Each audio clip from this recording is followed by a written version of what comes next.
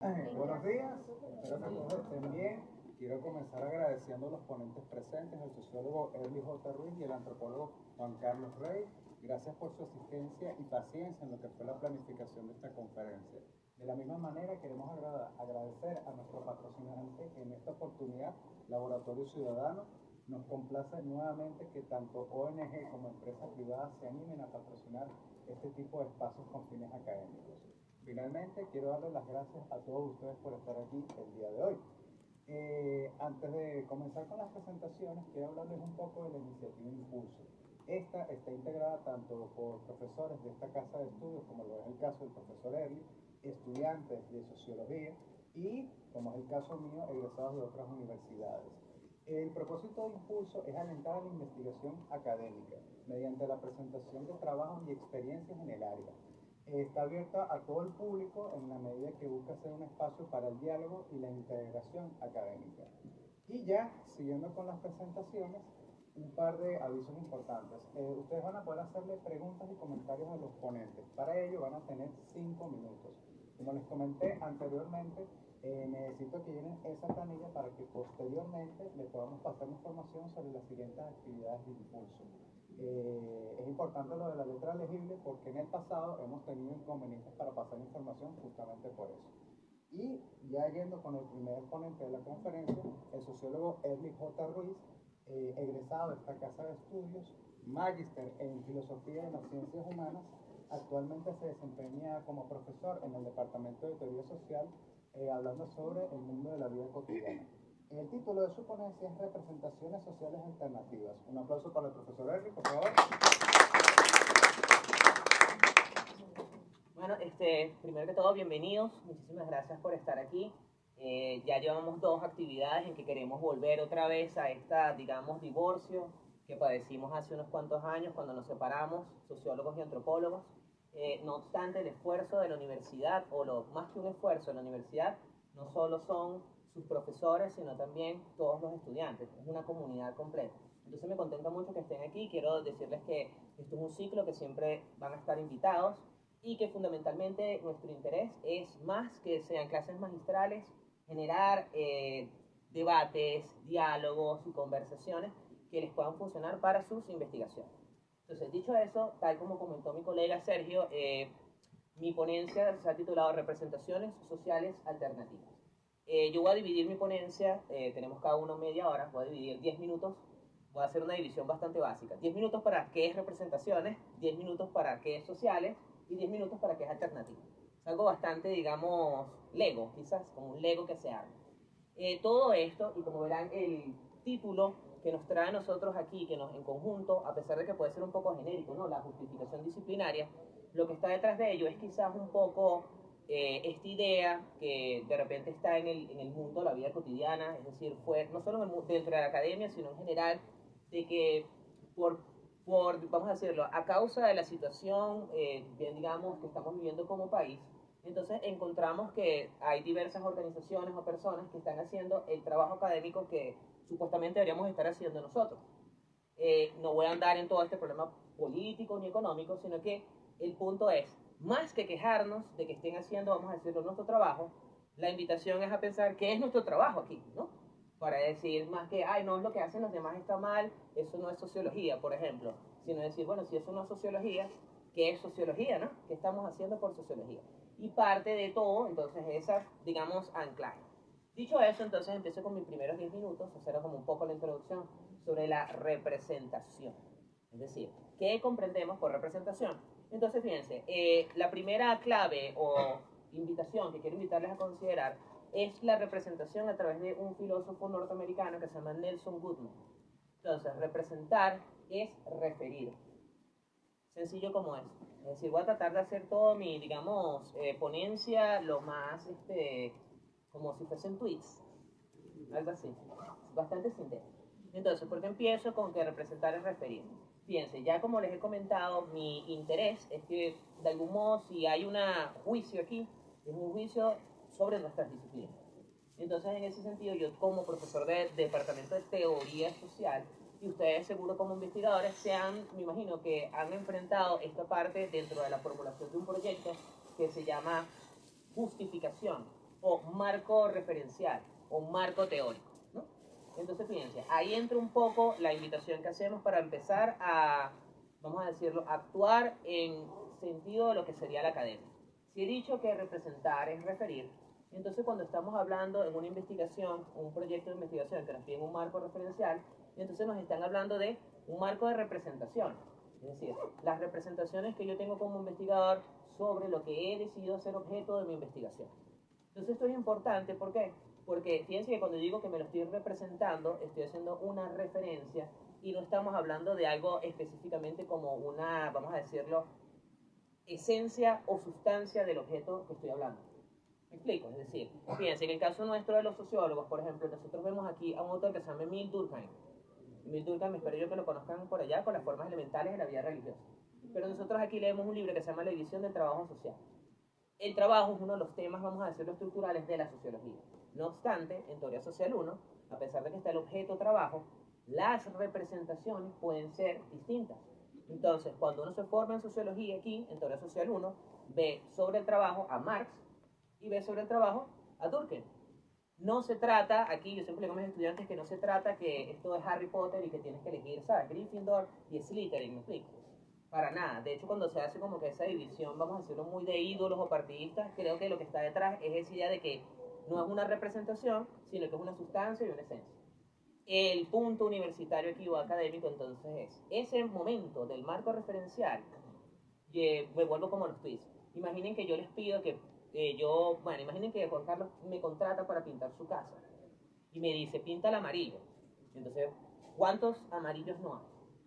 No debería en tal caso, antes de yo ponerme a pintar, él de algún modo decirme algo como este amarillo, por ejemplo. Una referencia, una representación. Entonces fíjense que traigo a colación todo esto por lo siguiente. A veces hay discusiones y diálogos entre colegas, entre estudiantes y profesores que son estériles porque no estamos dispuestos a aceptar que representamos un mismo asunto de diferentes maneras. Entonces el punto aquí, por eso empiezo con las representaciones. Alguien aquí pudiese decir, bueno, ya situé al profesor. El profesor es como un posmoderno, todo vale, todo le vale a él. Y no necesariamente es así, porque aquí, así como les hablo de Goodman, les hablo de Karl Popper. Para Popper, digamos, vamos a decirlo, la práctica científica, más que un método, es una práctica de comunidad. Es lo que la comunidad en un momento determinado de la historia toma por científico. Quizás esto suena raro con Popper, me pasa a alguien más conocido, Kuhn, Thomas Kuhn. Estamos hablando de paradigmas, ¿no? Si han leído Thomas Kuhn, recordarán que entonces hay un paradigma normal y un paradigma revolucionario. El paradigma no es tanto el contenido, sino lo que la gente ha hecho de eso. Dicho esto, entonces, ¿qué estamos aquí nosotros o cuál sería un poco la preocupación ya en términos más aplicados? Representaciones sociales alternativas. Los sociólogos representamos a la sociedad, pero existen múltiples representaciones de la sociedad hechas por la propia sociedad. Aquí entra un poco Howard Becker. Hay un libro de Howard Becker que se llama Para hablar de la sociedad, la sociología no basta. Y él dice algo muy interesante ahí que dice, los sociólogos creen que tienen el monopolio para hablar de la sociedad. Y eso no es así.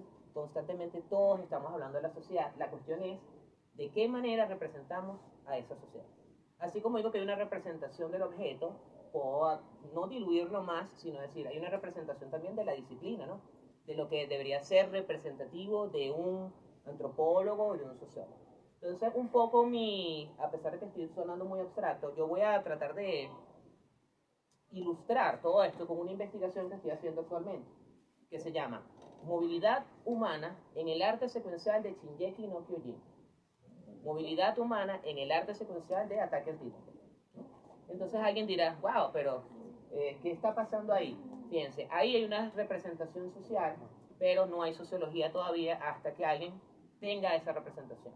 Entonces fíjense que aquí va el punto de decir, no estamos cancelando lo que ocurre afuera, queremos reconocerlo y no le vamos a exigir a lo que está afuera que haga nuestro trabajo. ¿Me explico? Sino nosotros asumirlo y una invitación a su consideración, ya que ustedes son, vamos a decirlo, están en formación, ¿no? Dentro de lo académico. Entonces, eso en cuanto a lo que sería, por ejemplo, algo bastante básico, que es, lo repito, representar es referir. Ustedes, quienes son antropólogos, tienen una representación de la sociedad como nosotros tenemos una. Ya fíjense que estoy con Becker. Nosotros no tenemos el monopolio de eso, a pesar de que ustedes puedan conocer personas que parecieran que creen tenerlo, ¿me explico? Pero aquí la invitación académica es a eso, hacer más de integración. Mi segundo punto tiene que ver un poco, bueno, forma parte todavía de noción de la representación. Es quizás aquí ya yo me voy a meter en un agua peligrosa, porque para mí, ¿no? Para ustedes debería ser la más cómoda, que es lo de lo simbólico, ¿no? Porque antropología simbólica, aquí ustedes, yo me estoy metiendo aquí en terreno, vamos a decirlo sociológicamente, no tan desarrollado. Nosotros los sociólogos, esto es una, vamos a decirlo, crítica que le hace Alfred Schutz a Talcott Parsons, es una crítica que está en una correspondencia, que yo siempre se lo comento a mis estudiantes, porque Schutz le dice, a veces los sociólogos somos realistas ingenuos. Es decir, creemos que las cosas son reales muy ingenuamente. Entonces la gente habla con un sociólogo que te dice, la sociedad es capitalista. Y tú le preguntas, ¿pero qué sociedad? Y no te sabe decir, y menos capitalismo, ¿no? Es decir, y la gente te dice estas generalizaciones tan fuertes de esa manera, que son realismo ingenuo. Schutz, como él se formó con Husserl, entonces claro, él sí le decía, tenemos que hacer un esfuerzo filosófico. Entonces aquí hago otra invitación. Esta filosofía, porque seguramente ustedes han tenido la experiencia de que cuando alguien se pone a hacer preguntas, es como te vas a poner con tu existencialismo y tal, así como que, no, véanlo de esta manera. Quizás el concepto de ciencia que tenemos en la universidad es el concepto de que siempre tratamos de responder. Como científicos queremos responder. Pero como filósofo, ojo, no estoy diciendo que sea un antagonismo y que esto, sino, vamos a decirlo más heurísticamente, pedagógicamente. La filosofía quiere preguntar. Entonces, a veces es paradójico que queramos responder sin preguntarnos las cosas. Entonces, aquí es otra invitación a integrar ese trabajo filosófico, y ese trabajo filosófico pasa por esto de los simbólicos. Entonces, fíjense que lo que quiero decir es que los símbolos son representaciones que refieren. Esto puede ser un acto simbólico que tiene un sentido para algunos de ustedes y puede que no tenga para otros también. Entonces, el punto sería, el sentido está en el acto, como no, en lo que las personas hacen de él. Entonces, mi segunda subtesis sobre representación tiene que ver un poco con esto. La invitación a pensar la representación siempre en clave de relación y no de sustancia. Ojo, no estoy diciendo todo es relativo. Yo sé que me van a decir, bueno, pero es casi, no, todo es relativo y tal, pero quiero decir que siempre está en relación con algo. Hablé de lo simbólico porque nosotros en sociología tenemos a un autor que se llama Harold Blomer. Él es muy famoso por un libro que se llama El interaccionismo simbólico. Entonces, en ese libro, él recuerda algo que nos pasamos un poco por el realismo ingenuo, que es esa interacción, esa relación, la tenemos con nosotros mismos también. ¿No les ha pasado que de repente hacen algo que, ¿por qué me comí esa torta? ¿Por qué fui a esa fiesta? Como que se están hablando ustedes mismos, como que se desdoblaran un poco. Eso es una interacción, me explico también. Es una relación que uno tiene. Pueden ver esto un poco con, no sé cómo, no tengo claro ahorita la palabra que tiene como enfermedad mental, pero hay una película que se llama Me, Myself and Irene, que es con Jim Carrey. Entonces un poco como mi yo y yo también. Entonces, ¿qué ocurre? Es esa, vamos a decirlo, noción de un desdoblamiento de tres personas que existen en sí mismas, que pueden representarse el mismo objeto de diferentes maneras. Segundo, entonces, paso a lo social. Fíjense, yo afinco mucho en mis estudiantes la diferencia que hay entre lo social y lo político. Aquí en la escuela de sociología ocurre que personas entran a sociología porque quieren cambiar la sociedad, ¿no? Quieren que la sociedad sea como ya se le imagina. Pero luego en la experiencia, vamos a decirlo, práctica, se dan cuenta que no somos tan poderosos como creemos. Entonces, ¿qué sucede? Muchos lo que hacen es que se van a estudiar política, porque dicen, imagínense, en mi urbanización hay un problema de violencia. ¿Cómo hago? ¿Qué puedo hacer? Entonces, me meto a aconsejar y hago una ley y ya. Entonces, el punto aquí es poder comprender que, así como digo que lo social no es lo sociológico, lo social tampoco es lo político, son separaciones diferentes. Y traigo a colación justamente esto porque quiero invitarlos, si nosotros decimos, bueno, estamos hablando de representaciones sociales, ¿y qué papel tiene la sociología? Aquí traigo a Habermas, específicamente Habermas, en un texto que se llama Facticidad y Validez, donde él se pregunta sobre la opinión pública. A veces, y aquí fíjense la representación, creemos que nosotros como somos la academia, la opinión pública es algo bajo.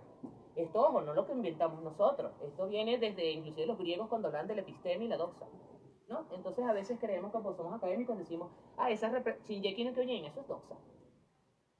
Esta persona que hace etnografía poniendo fotos de migrantes en carritos, eso es doxa. Eso no es epistémica. Como que el episteme real está aquí. Entonces, el punto de Habermas ahí es decir, tenemos que comprender, por muy doloroso que sea para nosotros como sociólogos que estén aquí, que formamos parte de la opinión pública. Y que nuestro trabajo, de acuerdo a esta posición de Habermas, es que nosotros lo que hacemos es tratar de tematizar efectivamente nuestros objetos. no solucionar. Yo sé que ustedes me dicen, Berkeley se entregó y tal, no quiere hacer nada. Fíjense, yo puedo decir que puedo cambiar el mi organización metiéndome a político y ya, y no me importa lo que diga nadie, ¿me explico? Lo soluciono y ya, estos tipos están comiendo de más, no quiero que coman más. ¡Pah! Listo, lo soluciono. Pero como sociólogo yo puedo hacer que la sociedad, vamos a decirlo, tematice tan fuertemente esto para que los órganos adecuados, es decir, los administrativos, políticos, hagan algo al respecto. Fíjense, voy a poner esto, ilustrar esto con una situación dolorosa. Nosotros como academia no hemos logrado tematizar efectivamente la situación de nuestro salario. Ni siquiera para ustedes, ni siquiera. Porque yo tengo estudiantes que les digo así como que, pana, me estás explotando y me mandan notas de voz de 15 minutos. 15 minutos. Ya, bueno, profe, siga ahí, tal, síganme ahí escuchando. Entonces yo no estoy aquí, no se me va a aprender a la nada, sino como, fíjense que hemos fallado nuestra tematización disciplinariamente. Es nuestro problema. Entonces no es que necesitamos que Juan Carlos y yo nos metamos a políticos, ¿no? El caso es que logremos entonces, mediante nuestras representaciones, lograr tematizar las cosas. Dicho eso, entonces, ya he hablado de representación y representación social. Hay diferencia, vuelvo y lo digo. Voy a atar mi argumento, pues voy a decir. Las maneras de referirnos son amplias, las maneras de referirse de lo social y lo sociológico son diferentes, y también hacer sociología es diferente a hacer política. ¿Me explico? ¿Por qué? Porque lo que estamos haciendo aquí es una labor de comprensión, o si lo quieren llevar más allá, tematización. Por último, llego entonces a lo alternativo. Entonces, fíjense, he hablado de que iba a ilustrar un poco todo esto teórico con mi propia investigación. Entonces, sí he dicho que la labor de la sociología es tematizar efectivamente. Entonces, pudiésemos decir que existen tematizaciones o conceptualizaciones inmediatas fuera de la academia. ¿De quién estoy hablando? Por ejemplo, aquí voy a tomar un caso muy paradigmático, el humor. Los humoristas logran conceptualizar cosas que a nosotros como académicos nos toman 10 papers, 10 años. ¿Sabes? George Harris dice algo y todo el mundo, ¡ah! Sí soy, sí soy, sí soy. Eso es una conceptualización.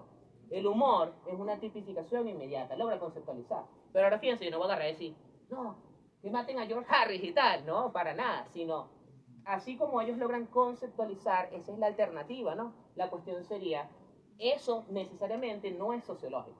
Yo voy a lanzar aquí una monedita, una puguita así aquí, a ver si Juan Carlos se anima.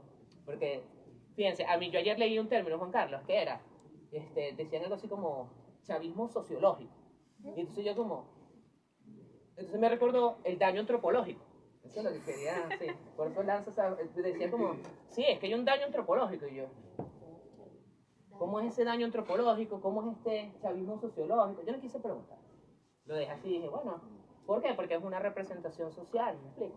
Entonces, mi labor, fíjense que aquí, es siempre de invitación y no a cerrar nada, no a decir, no, esa gente está equivocada, sino, ¿qué entienden ellos por sociología? ¿Será que no lo hemos representado, no lo hemos tematizado coherentemente? Y lo mismo con el daño antropológico, quizás, que la gente dice, sí, eso es un daño antropológico, y tú, wow. ¿Pero quién dice eso? Ok, muchas personas, hasta está en textos inclusive. O sea, yo lo que he escuchado de... Pero ya un segundito, terminar con esto y luego... Entonces, por último, en cuanto a las alternativas, quiero hablar del humorismo. Y fíjense, como sociólogos te dirán, bueno, pero ¿qué ofrecerle? Lo que nosotros hacemos como sociólogos, además de tematizar, es el estudio de las instituciones. Entonces estoy hablando del humorismo como una institución que logra conceptualizar, representar alternativamente. Nosotros de repente nos vamos a los 90 y recordamos Radio Rochela, y recordamos en Radio Rochela Párvula. Entonces, ¿qué sucedía? Cualquier persona en esa época que tuviese un estilo de vida alternativo era un párvulo. Si ustedes buscan párvulo en internet, ¿qué es? Es un pargo en alta. Un poco así como, no sé, J.R. Petare, más o menos, O sea, es como un pargo en máximo. ¿Qué sucede? Ese término de pargo, párvula, párvula, ha perdido su, digamos, presencia en medida que empiezan a aparecer otras expresiones como Jaberger y Luckman, hacemos nuestro mundo a través del lenguaje. Fíjense, para nosotros cuando éramos chamos estaba el chalequeo, vamos a chalequear. Ahorita es que es bullying. No es que le hicieron bullying a mi sobrino y yo. ¿Lo chalequearon? No. Era bullying, ¿me explico? Entonces con esto quiero decir, fíjense que siguen siendo representaciones y que son representaciones que a veces vienen de instituciones. Como sociólogo, a pesar de que estudiamos instituciones, les recuerdo con Berger y Luckman que las instituciones son el resultado de las actividades humanas y, como he dicho, de las interacciones que tenemos. Entonces el humorismo, a pesar de que no hay una iglesia del humor, por ejemplo, para pensar en Durkheim un poco las formas elementales de vida religiosa, sí ha institucionalizado ciertas maneras de, inclusive, comprendernos.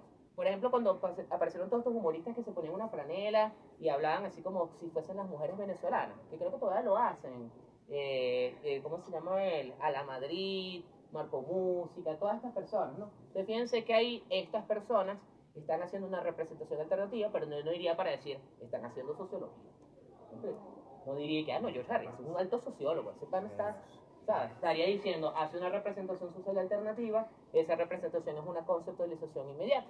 Ya creo que como me queda poquito tiempo, entonces fíjense, todo esto ahora en mi investigación. Yo como profesor, fíjense, y los invito siempre a mis estudiantes, todas mis electivas son talleres de redacción académica. ¿Qué significa?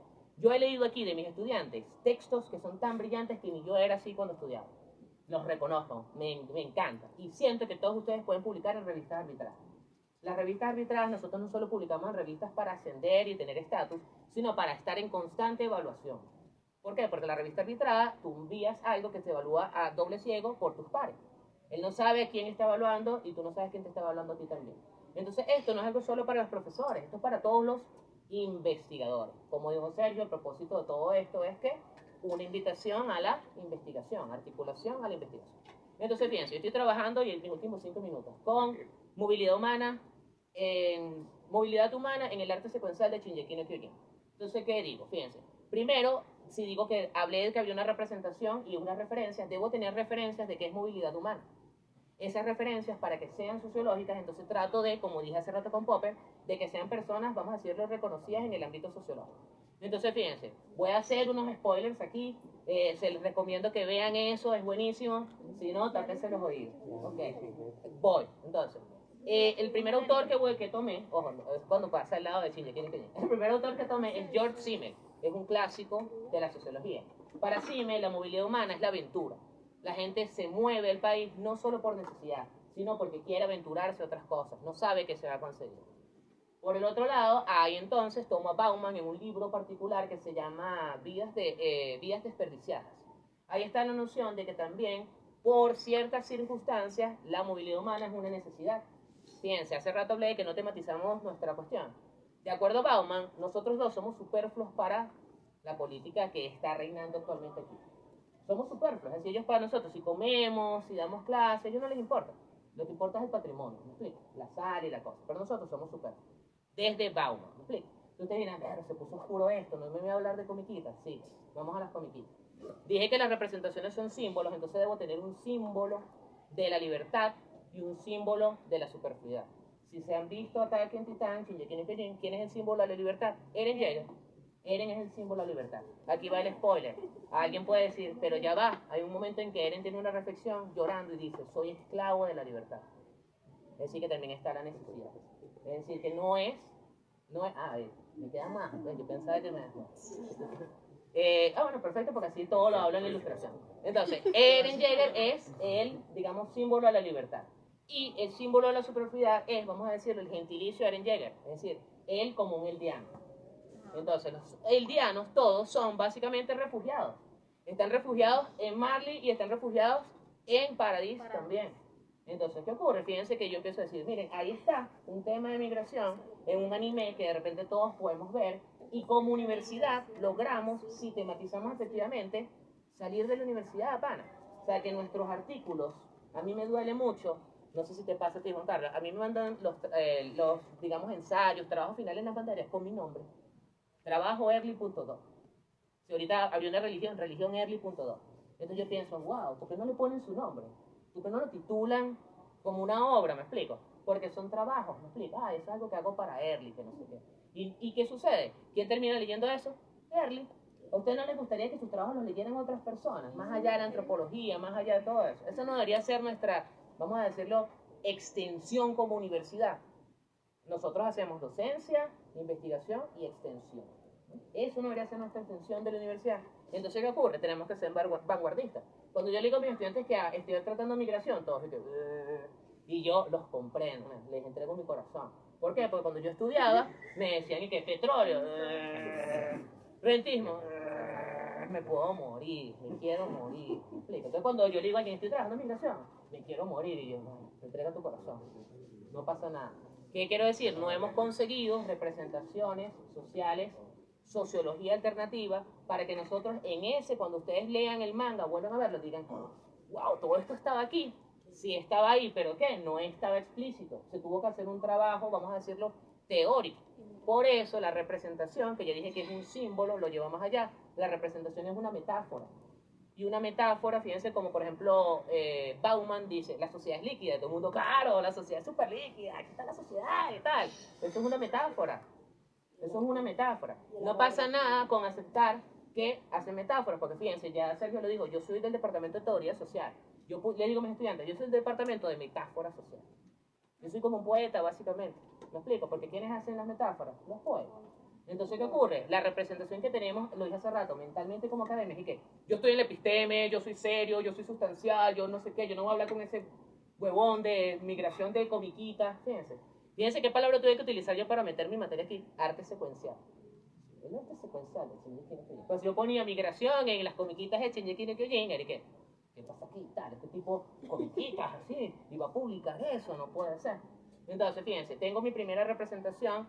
El arte secuencial tiene por sí, ya está, digamos de algún modo, hay elementos que nosotros desde nuestra disciplina podemos hacer objetos de estudio.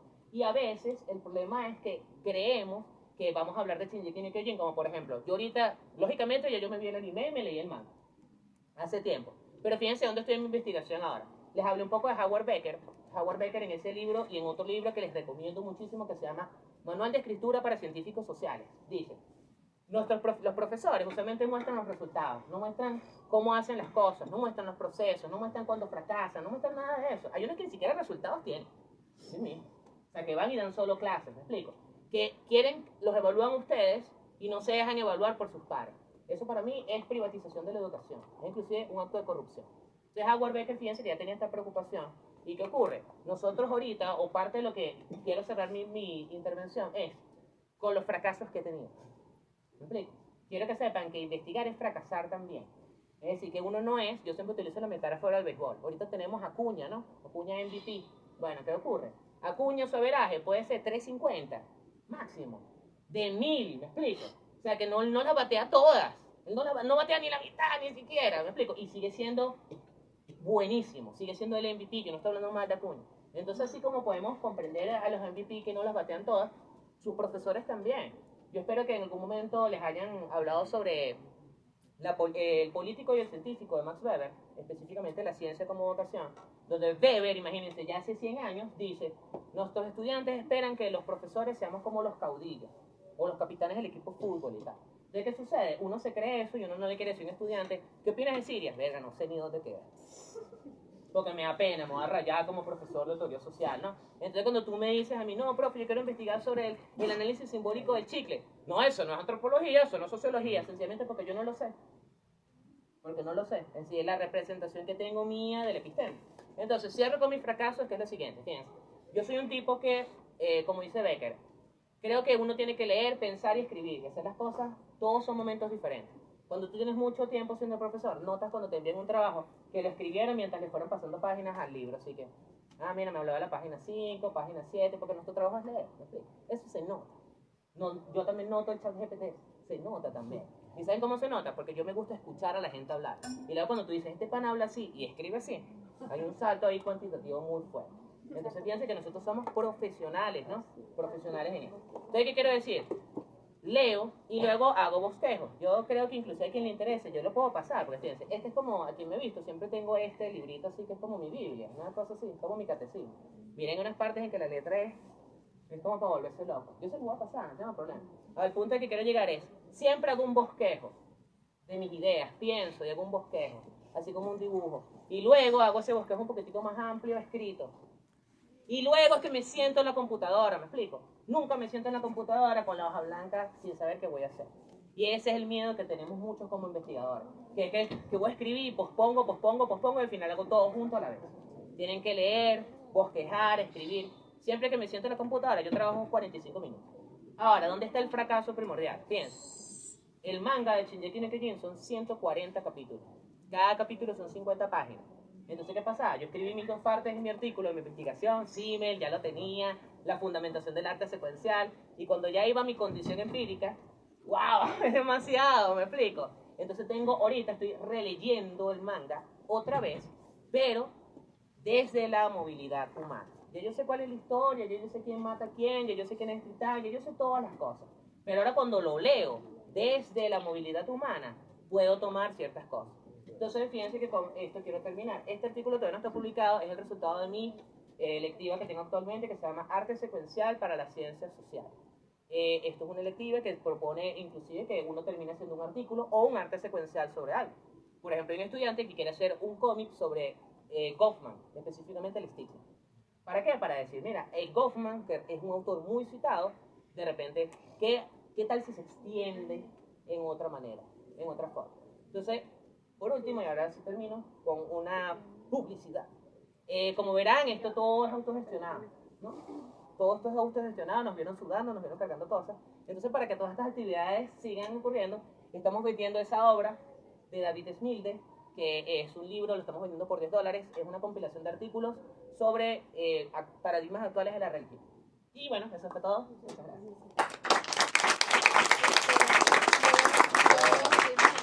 Muchas gracias, profesor Erly.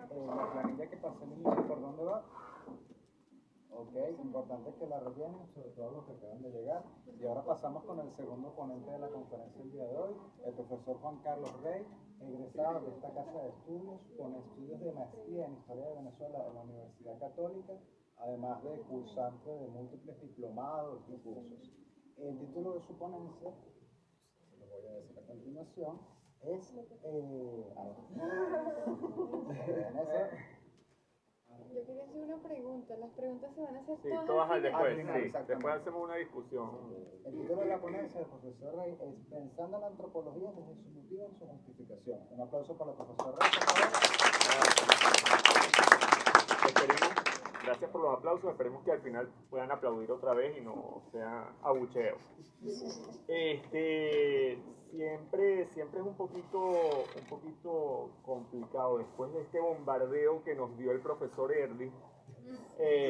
Todos quedamos, tengo 50 preguntas para discutir. Ay, yo también tengo que hablar, ok. Entonces, vamos a retomar, ¿no? Mire, yo hice un pequeño esquema. Yo trato con esto de los medios alternativos también de trabajar un poquito y hay un pequeño esquema para aquellos que siguen y tienen Twitter o antiguo Twitter, ahora X. En mi perfil están publicadas algunas imágenes y algunas ideas que es más o menos la secuencia que yo había pensado para esta conferencia. @huellas del otro, quien no lo tenga, síganme. Así hacemos un gran cuerpo de reflexión. Perfecto. Miren, en primer lugar, bueno, muy agradecido con el profesor Erly, con todo el equipo de la organización, este impulso, porque realmente es un impulso que le están dando a la reflexión en el contexto académico y es una actividad para acompañar y para apoyar, ¿no? Yo quería hacer simplemente un pequeño comentario que parte precisamente del el flyer de invitación. El flyer de invitación titula esta séptima conferencia como la justificación disciplinaria y hace da un brevísimo abreboca que nos presenta un poco la problematización que se está planteando, ¿no? Dice, en un momento donde la documentación y publicación del espacio y del tiempo está en las manos de quien posee un dispositivo móvil, es justo, antes de cuestionar su veracidad, pensar los supuestos de nuestras disciplinas. La justificación disciplinaria es una conferencia interescuela orientada a la búsqueda de una articulación de la reflexión a tenor presente. Ok, simplemente aquí para aclarar y para que no queden confusiones, si bien es una actividad interescuela, realmente es una actividad muy interprofesores, ¿no? O sea, yo estoy acá como profesor individual o como investigador invitado acá, y agradezco a todos los estudiantes de la escuela, agradezco al profesor Oleno que trajo al curso y los trajo obligados. Bueno, a los cursos. Y por estar acá en esta actividad, ¿no? Yo quería un poquito amarrarnos a estas ideas de la representación y traía en este contexto, yo no pensaba que el público iba a ser mayoritariamente antropólogos, pero quería traer una breve frase de un manual clasiquísimo de sociología que es el de Gurbich, donde Gurbich dice algo así como los hechos no son flores que crecen en el campo y que solo requieren ser recogidos. Es decir, la aprehensión de los datos, está hablando de los hechos de la noción de hecho social, o mejor, no digamos aprehensión, digamos la construcción de los datos, requiere de marcos teóricos, de categorías conceptuales, y supone un proceso de abstracción de este mundo que es complejo, de un mundo que es heterogéneo. Los datos no están ahí, ¿sí? Lo que investigamos, este registro de la realidad, ¿sí?, pasa por un proceso de conceptualización. Nosotros, desde una perspectiva académica, hacemos muchas veces explícita nuestra conceptualización y quizás las representaciones sociales fuera de la academia no hacen explícitas estas representaciones. Pero ahí están, las conceptualizaciones están ahí. ¿Ok? Esto es lo primero que yo quería que tuviéramos claro. En este tema del desencuentro y encuentro entre antropología y sociología, yo voy a hablar un poco desde mi perspectiva como antropólogo formado en una escuela de antropología, que es la misma en la que se están formando ustedes, en la que nos formamos los antropólogos que estamos acá. Yo creo que no hay nadie aquí de la escuela de antropología, de sociología y antropología. Y esa reflexión me lleva a pensar tanto en nuestro potencial, pero también nuestras debilidades, ¿sí? Yo estoy convencido de que esa división de escuelas no solamente nos fortaleció disciplinariamente, nos dio particularidad, pero también nos debilitó.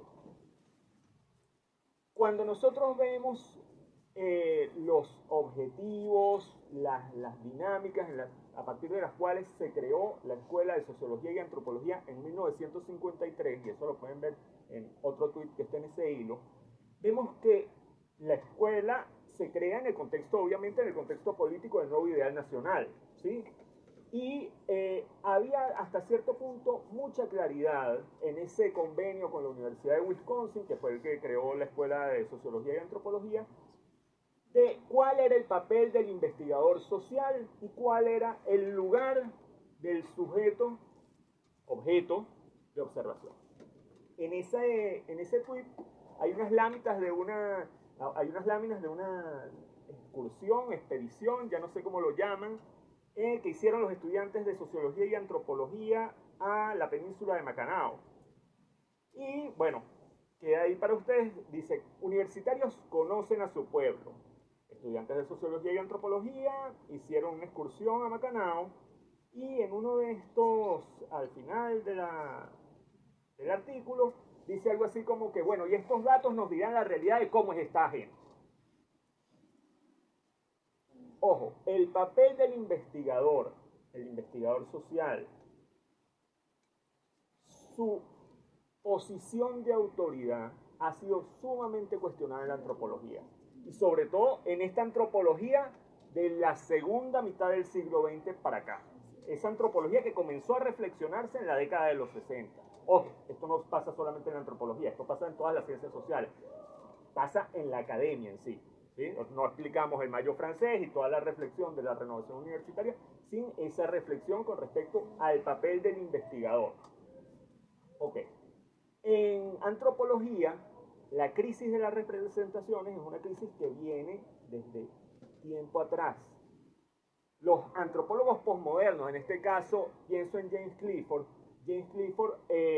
pero los antropólogos posmodernos hacen un análisis en la década de los 80 de cómo fue variando este episteme, pero no solamente el episteme de nuestro sujeto, sino el episteme epistemológico que legitimaba el papel de autoridad del investigador o del etnógrafo como investigador. Es clásico en el artículo de James Clifford de 1988, si no recuerdo mal, su comparación para ilustrar estos dos epistemes, cómo van cambiando, y el episteme del lugar del investigador, y ojo, sigo con el lugar del investigador, es clásico cuando él compara el libro del padre Lafitau. Quienes vieron Introducción a la Arqueología recordarán al padre Lafitau, y si no vieron Introducción a la Arqueología, les digo, el padre Lafitau fue un misionero que vivió en el siglo XVIII entre los mohicanos en Estados Unidos y que publicó un libro que es las costumbres de los salvajes del Nuevo Mundo comparadas con los habitantes primitivos del Viejo Mundo, algo así.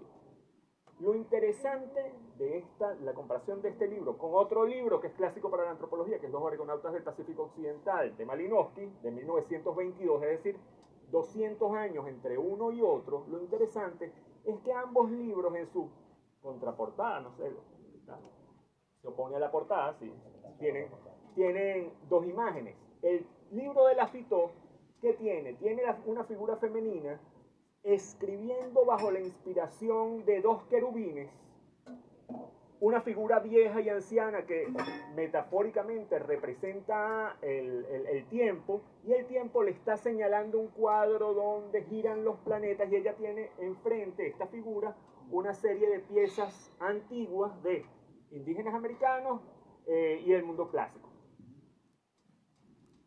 Frente a esta, el libro de Malinowski, ¿qué es lo que tiene? Una imagen que se identifica como un intercambio tribal en el Kula, y es una fotografía. La fotografía es interesante porque además en la fotografía, un punto muy acucioso que señala James Clifford, es que hay uno de los troviandeses que está en la imagen que aparentemente está mirando hacia la cámara. Entonces delata de alguna manera el papel de un antropólogo, de un etnógrafo que está ahí. Esta crisis de la antropología, a mí, en lugar de darme certezas, lo que me ha dado es preguntas. Y por eso, si siguen con el hilo de tweets, verán que yo hablo de una frase que a mí me gusta muchísimo, pero que es una frase que puede ser sumamente criticada por los antropólogos. Es una frase que se le atribuyen a Clyde Kluckhohn. Kluckhohn es un antropólogo de la escuela del particularismo histórico, la escuela norteamericana, estadounidense, que en los años 40 escribió un manual de antropología que es muy, muy importante. La frase dice algo más o menos así: estudia sociología el que no está a gusto con la sociedad en la que vive. Estudia psicología el que no está a gusto consigo mismo. Pero el que no está a gusto ni con la sociedad en que vive, ni consigo mismo, ese sujeto, señores míos, estudia antropología. Wow. Ok, la inseguridad a flor de piel, ¿sí? La carencia o la ausencia de puntos para aferrarnos al mundo, y eso nos hace estudiar la antropología. ¿Y qué tipo de antropología? Ojo, la antropología entonces hoy día no es una antropología muy clara, ¿no? Decíamos esto de la crisis de las representaciones, y en mi caso particular, para mí la crisis de la representación no fue al ver cómo había representaciones alternativas de otros. Fue al verme yo como sujeto representado por otros. ¿Sí? La primera vez, y esto yo se lo digo a veces a los estudiantes, a veces les muestro las fotos, a veces no, porque después hablan mal de mí. La primera vez que yo fui a Amazonas, ¿qué pasó? Entre los indígenas Piaroa, todos me llamaban Puorité. ¿Qué es Puorité? Puorité son las pepas del árbol de ceje. Pero ¿qué es lo que pasa? Yo tenía dreads. Entonces, todos, cuando yo entraba en cualquier comunidad, eso era una locura, y todos decían, pero, ay, no sé qué, y me agarraban el cabello, y mi identidad y mi representación directamente pasó a ser esta del árbol de ceje. Cuando yo volví a Amazonas, años después, a estas mismas comunidades, gente que me conocía, pero yo volví con el cabello corto, perdí mi nombre y perdí mi identidad. Ojo, era gente que me conocía, pero yo pasé a ser otra persona totalmente diferente. en tanto ese elemento característico que definía la representación de este individuo cambió, desapareció. ¿Sí? Eso es interesante porque entonces nos lleva a pensar un poquito qué es lo que hace la antropología. Y la antropología, más o menos compleja, más o menos viene haciendo lo mismo. Ahora, aunque yo diga que hay estas crisis de la representación, la antropología como tal más o menos viene haciendo lo mismo desde aquello que, si alguno de ustedes ha estado y ha visto clases con el profesor Amodio o en algunas conferencias, él llama la antropología salvaje, ¿sí? La protoantropología, los orígenes de la antropología con los cronistas. Y fundamentalmente el profesor Amodio ubica esto en la figura de Fray Ramón Pané. ¿Por qué Fray Ramón Pané? Porque Pané es encomendado, y Pané viene en el segundo viaje de Colón, ¿sí? Es encomendado por Colón, ¿para qué? Para vivir. Hay una tarea explícita que es vivir con los indígenas taínos, aprender su lengua y a partir de un marco propio, referencial, que es el marco de la religión católica, comprender esta lengua y generar un informe, ¿sí?, que sea de alguna manera una traducción de ese otro, una representación de ese otro. Esto es lo que venimos haciendo. Y esto es lo que venimos haciendo aún hoy día. ¿Qué es lo que pasa? Que quizás pudiéramos decir que se nos va escapando de las manos un poco esa particularidad de la representación en el marco de la diferencia de códigos lingüísticos, códigos de representación que van más allá de la lingüística, ojo, ¿sí? Cuando Clifford Geertz habla de la antropología simbólica, yo creo que eso lo tengo nadie en mi curso, eso lo discutíamos hace poco.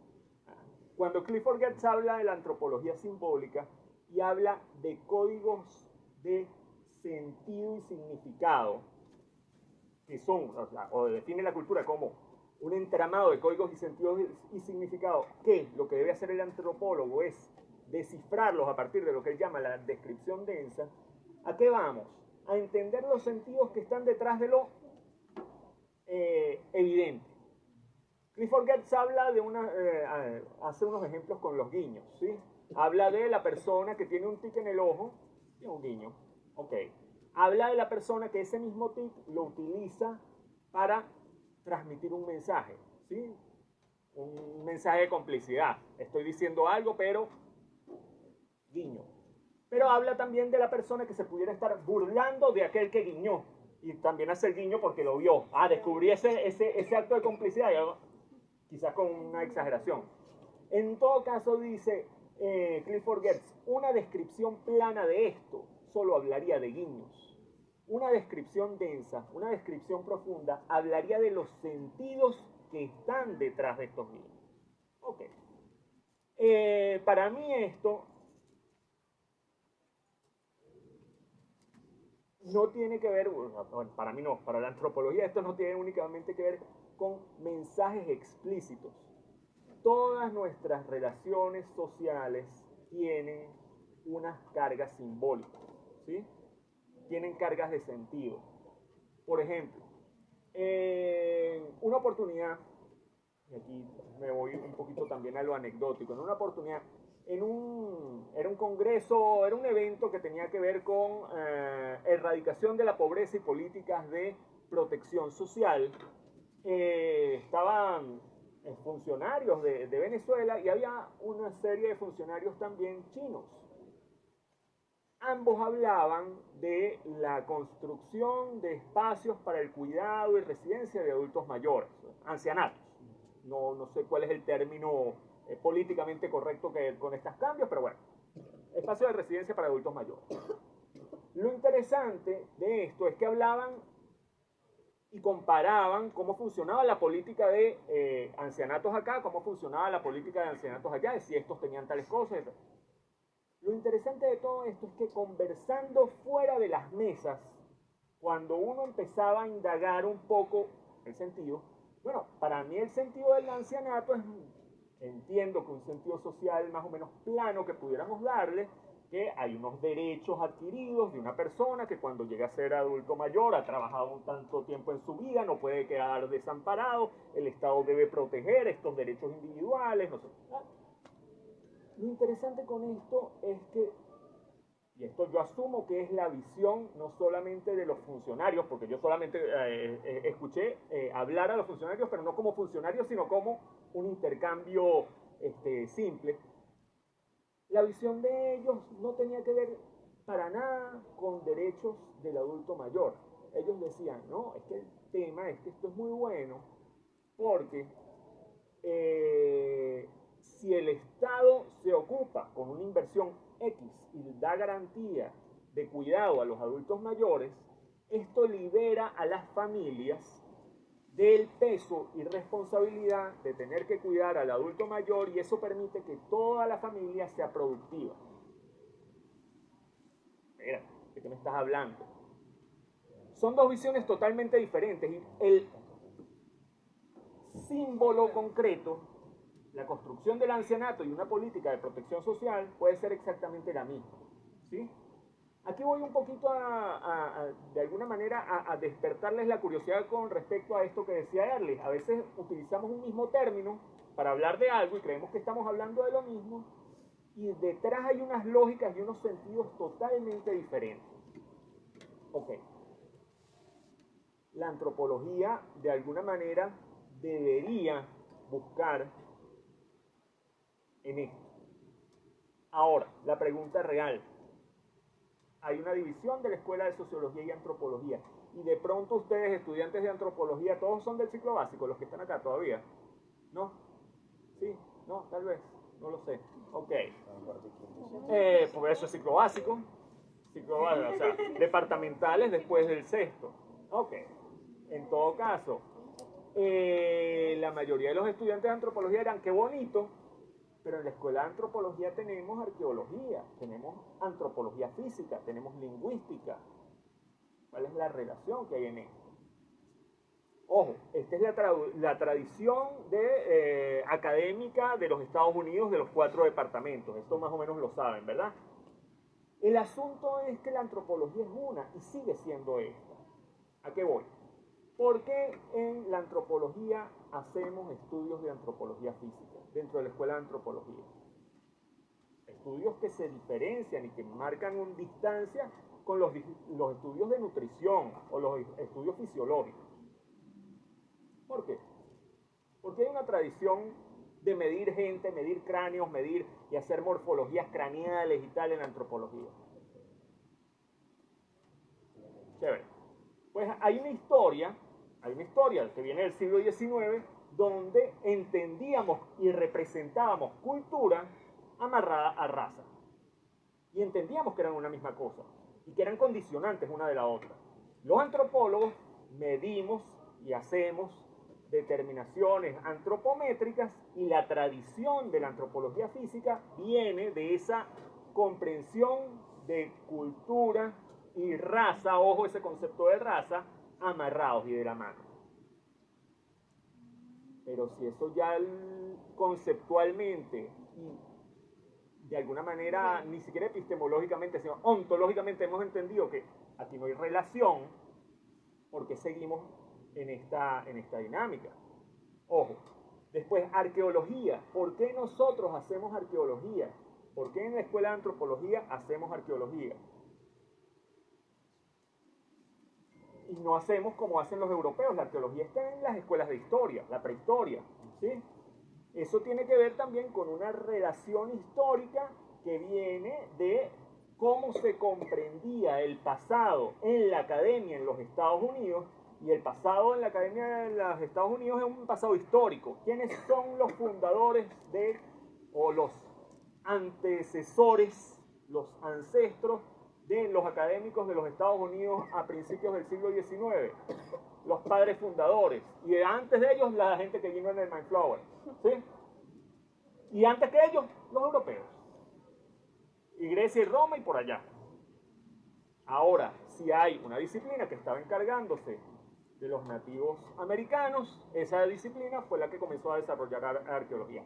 Ojo, hoy en día eso no es así. Hoy en día hay arqueología histórica en todos los Estados Unidos, en toda Norteamérica, para hablar de esa escuela y esa tradición. Hay toda una tradición que se ha desarrollado de investigaciones en arqueología histórica. Lingüística. ¿Qué nos diferencia a nosotros como antropólogos y por qué tenemos toda una línea lingüística diferente de la que viene del área de letras, de la tradición filológica? ¿Tiene sentido esta separación? Solo tiene sentido si tenemos este eje central que tiene que ver con la noción antropológica del otro y la interpretación del otro. Si no, no tiene demasiado sentido. Y ahí con esto yo quería centrarnos entonces un poquito también en esa justificación disciplinaria fuera de la academia.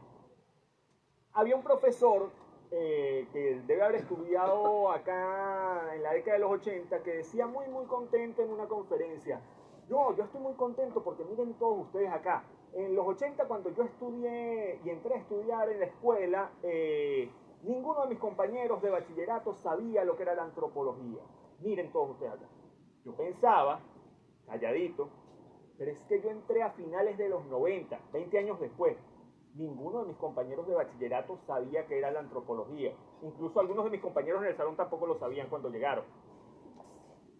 Pero lo más grave es que los estudiantes, ustedes, estoy seguro, porque es más o menos lo que uno ve en el primer o segundo semestre, cuando uno les pregunta si sus compañeros de liceo saben lo que es la antropología, también dicen: no saben, me preguntan qué es lo que hago, no sé qué.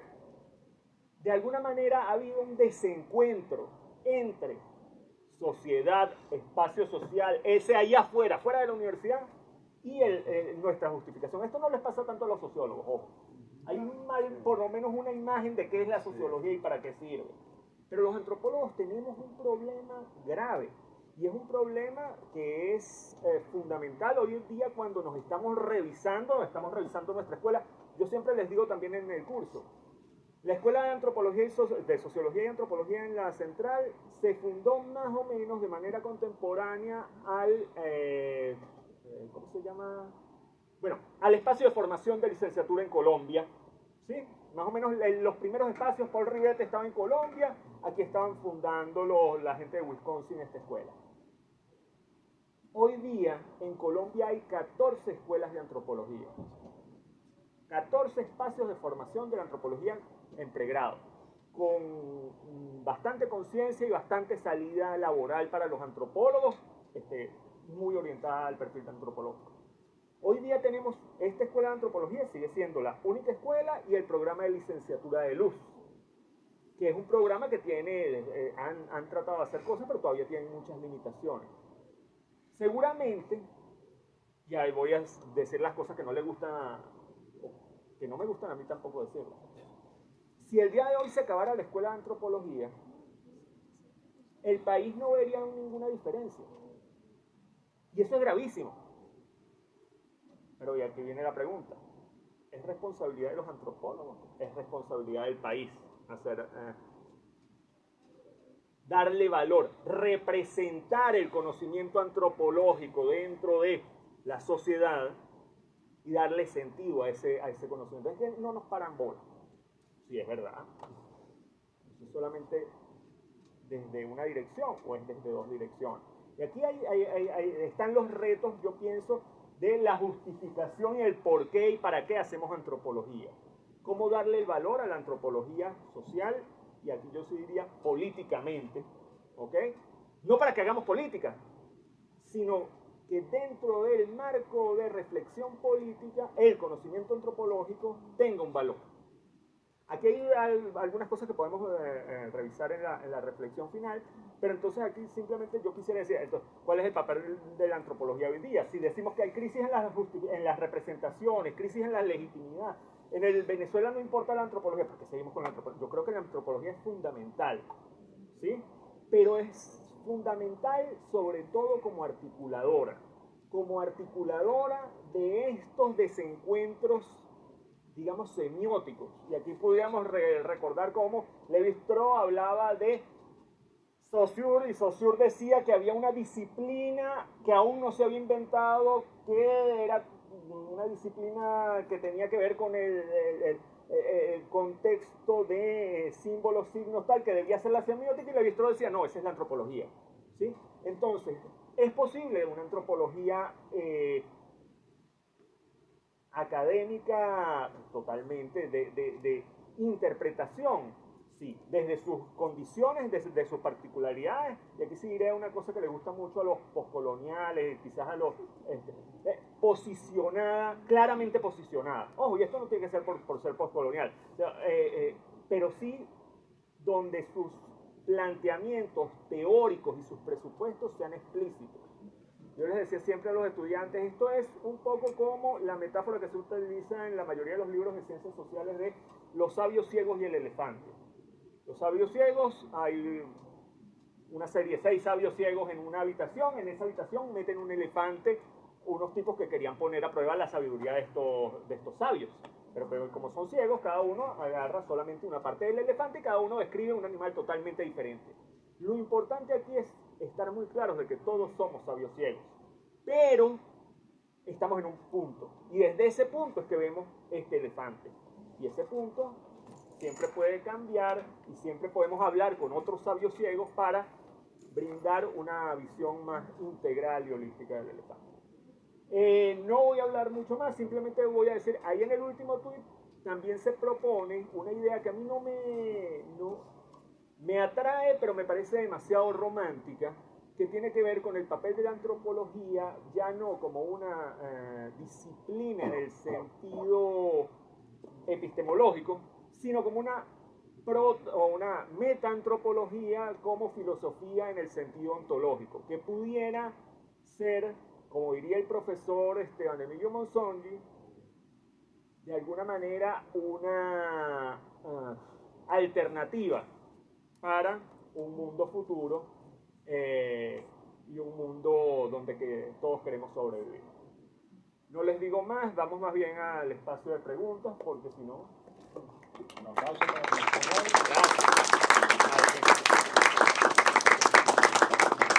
Antes de comenzar con la ronda de discusión, recordarles que estamos vendiendo este libro, Post-secularismo y la religión vivida. El autor de este libro, David Smilde, tuvo en su momento la oportunidad de acompañarnos. Y el otro anuncio que quería hacerle es si el profesor Elvin le quería mostrar su cuadernito donde él hace sus anotaciones, que son muy valiosas para un investigador. Lo podemos ir pasando uno por uno.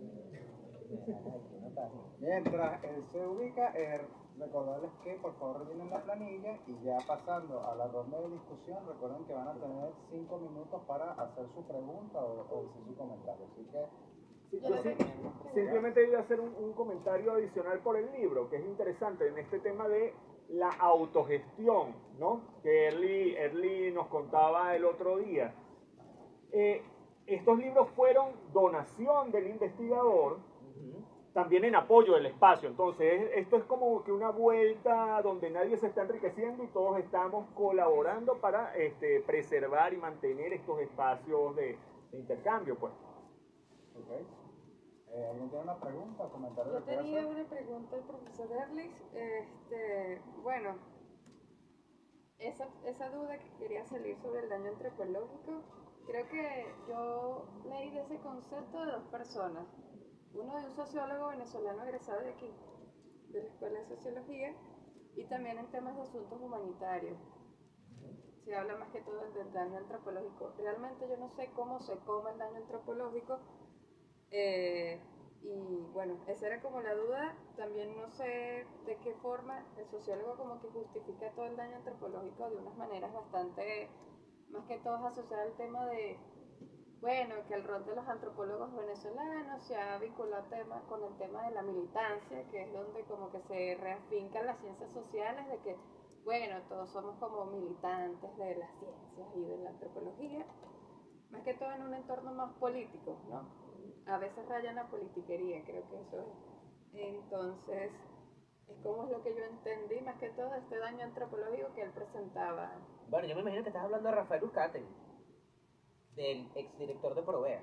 Okay. Él es uno de los que ha de algún modo popularizado este concepto del daño antropológico.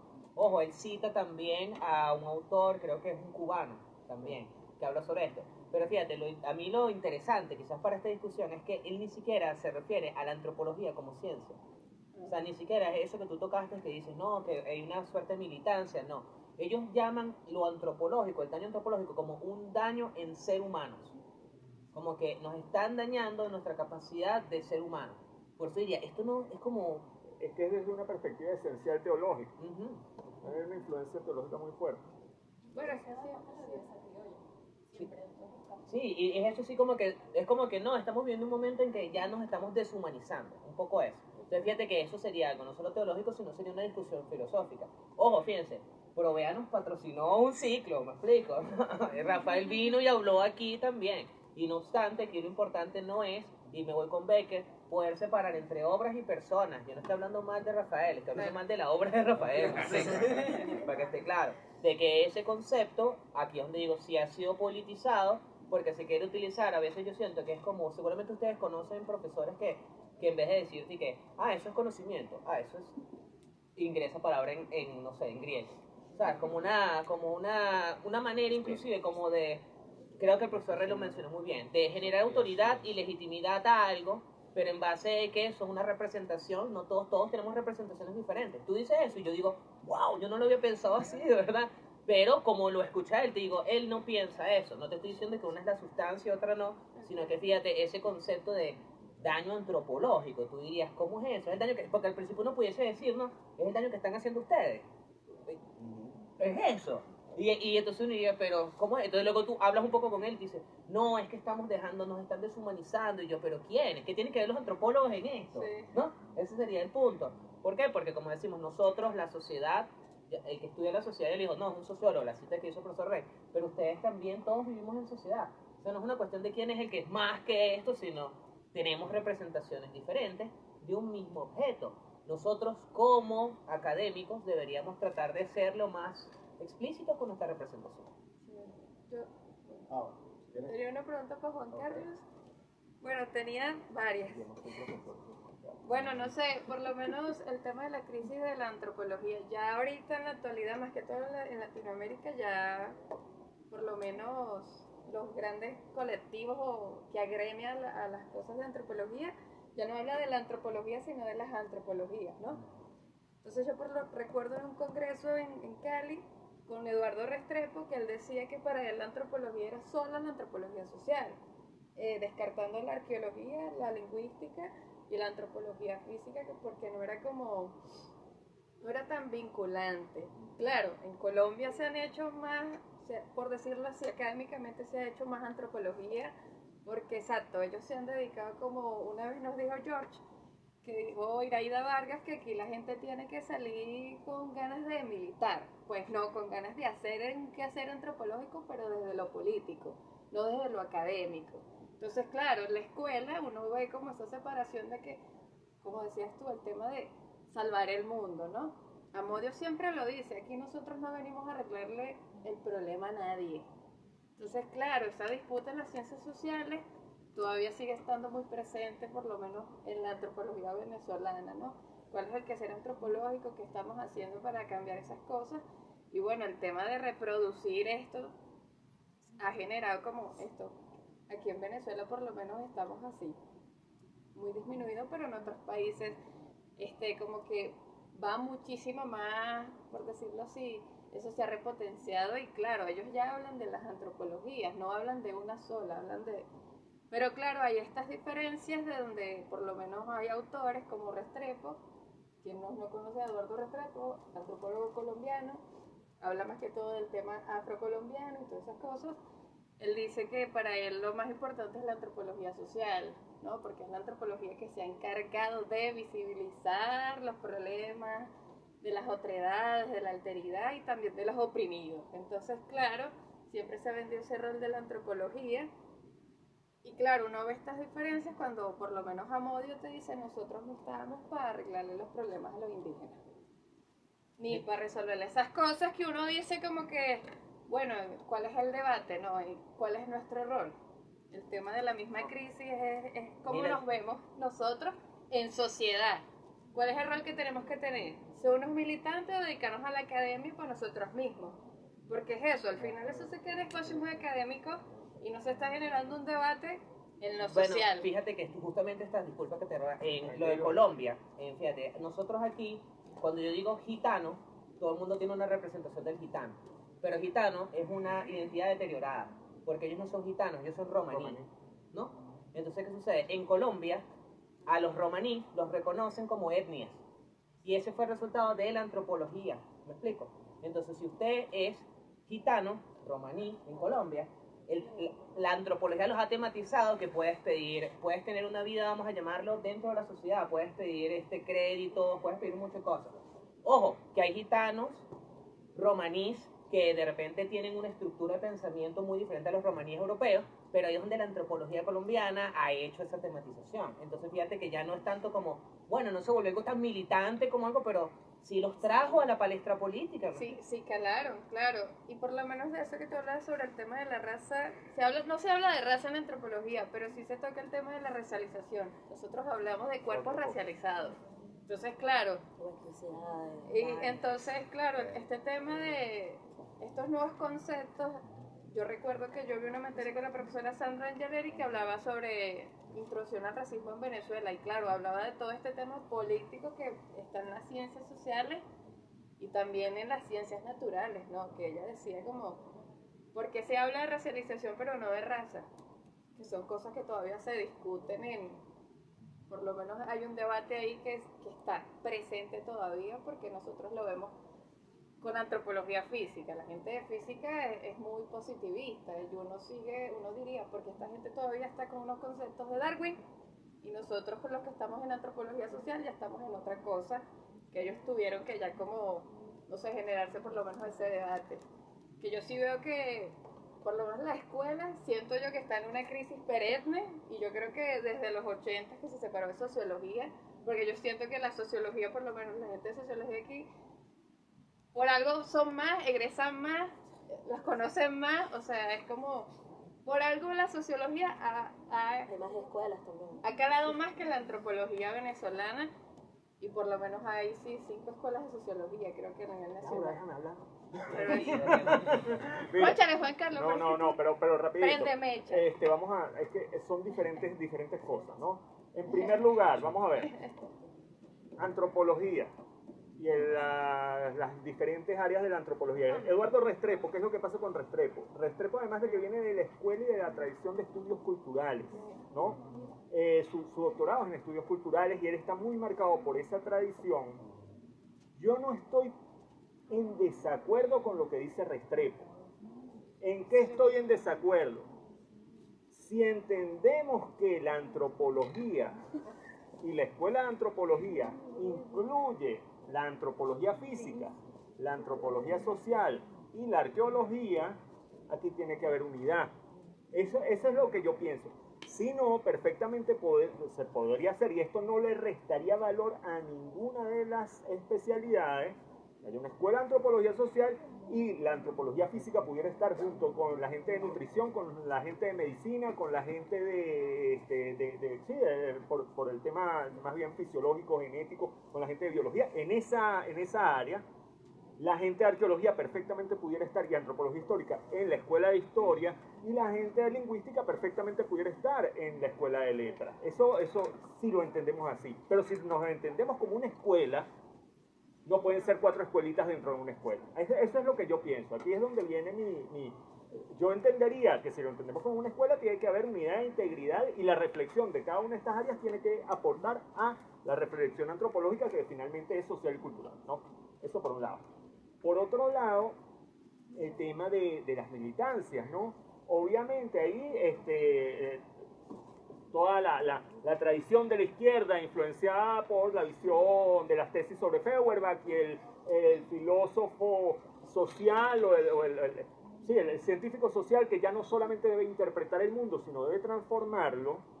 En algunos espacios militantes se entendió como que la transformación no es solamente a partir de la información, sino la transformación es a partir de la acción, y tengo que hacer acción concreta y acción de calle, ¿ok?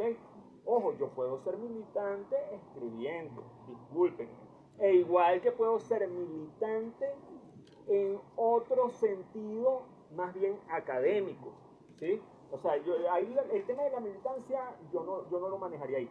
Y obviamente con la racialización y las razas, es que la categoría, la representación de algo como raza, la eliminamos en el espacio académico antropológico, pero la representación de raza sigue en la sociedad. Y entonces la racialización son estas relaciones sociales fuera de la academia, que nosotros tenemos que reconocer. ¿Ok? Eso aquí lo entiendo así. Pero el antropólogo físico, que es donde viene, no debería usar esas categorías de raza entendidas desde una perspectiva cientificista, ni tampoco social. Debería cuestionársela. Y por eso hay estudios en antropología física sobre patrones estéticos, corporalidades, no sé qué, que hacen su espejo en la representación social de la corporalidad, pero también con datos empíricos y analíticos que tienen que ver con dimensiones corporales, ¿no? O sea, imágenes, pero concretamente le llaman datos duros, pues. Ok. Creo que podemos tratar. Ok, antes de darte la palabra, ¿por dónde va la planilla? Sigue la planilla, no se la han robado. Ok, ¿y el cuadernito? Ahí. Ok, para que lo puedan ver todos. Ahora, sigue con tu pregunta. Ok, a mí me llamó la atención lo que dijo Early, en un punto tocó que dice, hay representación social, más no hay sociología hasta que se considera que haya sociología. Es decir, en mi interpretación, claramente, no hay sociología, aquí no se tocó nunca el punto de realmente qué es la sociología, porque si tomamos en cuenta que la representación es en relación de, por tanto, la sociología se tiene que entender ya previamente para hacer esta relación. Es decir, si yo considero que la sociología es, no sé, jugar con muñequitas, aunque no sea así, y la representación, y aquí se considera que a partir a partir de que haya sociología con la representación social en sus relaciones, entonces habría sociología en mi representación. En tanto que estamos hablando aquí ya no de sustancias en sí, estamos hablando de formas. Porque como usted mismo ya señaló, se están hablando de relaciones como tal. Entonces aquí ya entra el tema también de la legitimidad, que también lo toca con Juan Carlos, que es precisamente la dualidad del explícito y del implícito, que aquí capaz él me cacheteo porque siempre me recuerda a Marvin Harris con el Emi-Eleti, que es la del investigador y los investigados. No sé si en sociología lo manejan o no, siendo honestos. Pero me recordó bastante considerar que como las representaciones, a pesar de que aquí ciertamente que se tocó que se maneja el mismo fenómeno, pero es interpretado de distintas formas, por tanto también es representado de distintas formas, entonces el distanciamiento se da propiamente a partir de cómo el investigador construye y concibe el mundo y cómo él conceptualiza de forma distinta lo que la sociedad misma conceptualiza, que son las justificaciones, que son los que aquí se dijo que es lo que da sentido como tal. Creo que eso ya fue más por el punto de Juan Carlos, si no me recuerdo.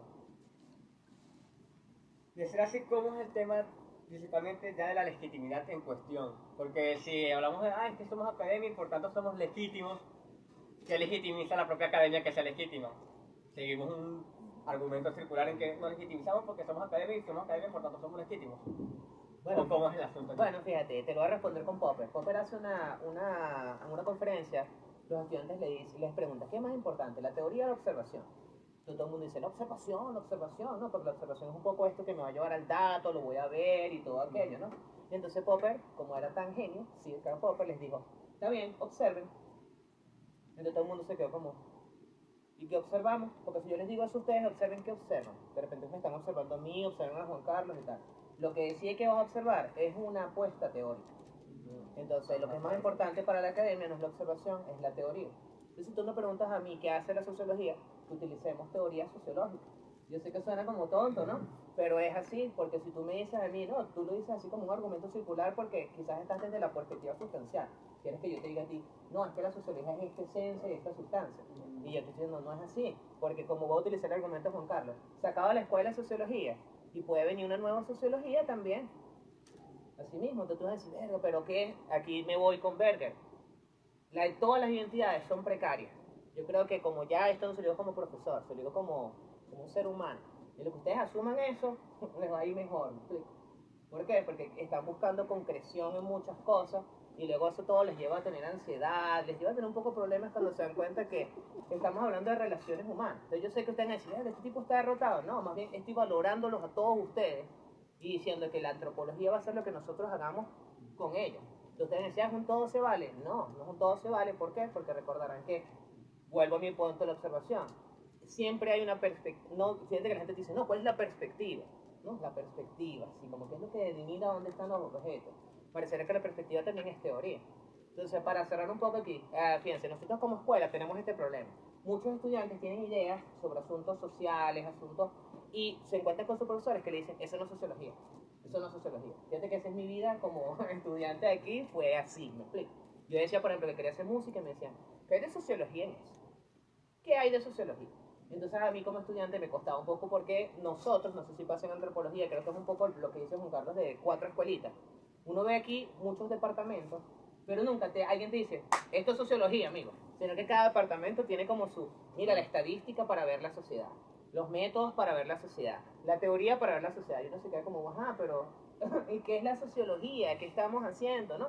Entonces aquí llegamos esto es un acuerdo dinámico que va cambiando. Y te lo digo de esta manera, fíjate, yo cuando estudié me vi Talcott Parsons, era un clásico de la sociología, ya nadie sabe de Parsons, nadie. De hecho, cuando se generaron los clásicos de la sociología estaba Pareto también. Y ahora ¿quién sabe de Pareto? Los viejos, los caciques antiguos, me explico, para ponerse en términos así, caciques, me explico. Y entonces ves, tú dirás, cónchale, entonces todo es precario. Sí, todo es precario, amigo. Ahora, me voy para cerrar porque no me quiero extender mucho. Hay un meme en que es un autobús y 2 personajes. Hay uno que está viendo el paraíso y uno que está viendo la montaña. Ustedes deciden ahí quién quieren ser, ¿me explico? Porque cuando yo digo que todo es precario, entonces yo digo, ¿qué? Todo es precario. Así que la sociología puede ser mejor. Puede ser mejor que esto. La universidad puede ser mejor que esto. Sí, claro que sí. Hay un cómic de Calvin, pues, que la mamá le dice, cómete la comida y tal, porque en África todo es peor. Y Calvin le dice, pero todo puede ser mejor. Todo puede ser mejor. Entonces aquí se los dejo en ese sentido. Ustedes pueden decir, no, es que me siento, entonces nunca voy a conseguir la sustancia. Bueno, sigan viendo el barranco, pues. Cada cual deseando su barranco. Lo pongo con otra serie animada. One Piece. Si ustedes son piratas, decían en qué creer. No esperen que nosotros les digamos a ustedes cómo ser piratas, ¿me explico? Si ustedes ven One Piece, se dan cuenta que cada pirata es pirata a su manera. Es pirata a su manera. De hecho, uno ve a Luffy y parece un campesino. Es como que este tipo es pirata. Cuando dice a quien ve One Piece, uno se espera Jack Sparrow. Se espera que una representación, para decirlo como Nietzsche, momificada. Ahora sí cierro. Si quieren saber un poco más sobre esto, verdad y mentira en el sentido extramoral de Nietzsche. Hemos olvidado nuestro poder poético tan fuerte que ahora creemos que la verdad es un objeto y resulta que es una moneda que ha perdido su troquel, pero que la gente la sigue aceptando. Yo simplemente para profundizar un poquito con el tema de la legitimidad. Tienes que entender siempre la legitimidad a 2 niveles. Hay una legitimidad académica y hay una legitimidad hacia afuera, ¿sí? Social, podemos llamarla social o política, tal, de lo que estamos haciendo. ¿Qué es lo que pasa? ¿Cómo construimos legitimidad académica? Haciendo y discutiendo el tema de la publicación entre pares ciegos, ¿sí? La evaluación, la continua evaluación, la continua discusión, y se van generando de alguna manera espacios de encuentro y es un encuentro y de construcción de ideas comunes. Un poco como en algún momento seguramente recuerdan de Teoría y Métodos 1 los que vieron clase la CATOS, ¿sí? Los programas de investigación científica. Los programas de investigación científica, ¿quién los sustenta? Gente que cree en ideas. Gente que cree en ideas y nosotros estamos más o menos acorde con que hay un núcleo del que no vamos a dudar y vamos generando información. De pronto podemos colapsar y podemos dividirnos y generar nuevos programas de investigación. Esto es importantísimo, ¿no? Pero después hay esta legitimidad hacia afuera. No nos podemos conformar únicamente con la legitimidad académica dentro de la academia. De alguna manera ahí yo sí creo que hay que ser un poquito militantes, o la academia tiene que ser un poquito militante, generando una contrapeso, pero es que la academia también ha perdido su legitimidad afuera, ¿sí? Lo digo, por ejemplo, en el tema de pueblos indígenas, que es un tema que más o menos entiendo un poquito y con el que tengo un poquito de experiencia. Toda la construcción y la argumentación que llevó a la propuesta, el capítulo 8 de la Constitución, que es el capítulo de los derechos de los pueblos indígenas, estuvo sustentado profundamente en teoría antropológica. Pero ¿qué pasó? Hubo unas rupturas políticas también que se dieron en los primeros años del 2000, donde la teoría y los antropólogos fueron totalmente desechados, deslegitimados en el espacio social. De hecho, en los espacios políticos de pueblos indígenas, y no hablo del chavismo, hablo de las organizaciones indígenas, muchas veces es muy común escuchar el tema de no, es que nosotros tenemos nuestra propia voz, no van a venir a hablar por nosotros. Ojo, los antropólogos muchas veces ya, los antropólogos de las nuevas generaciones no pretenden hablar por los indígenas, pero está este choque y no hemos logrado muchas veces profundizar estos diálogos y darnos valor o brindar el valor que puede tener nuestra actividad, pues. Legitimidad.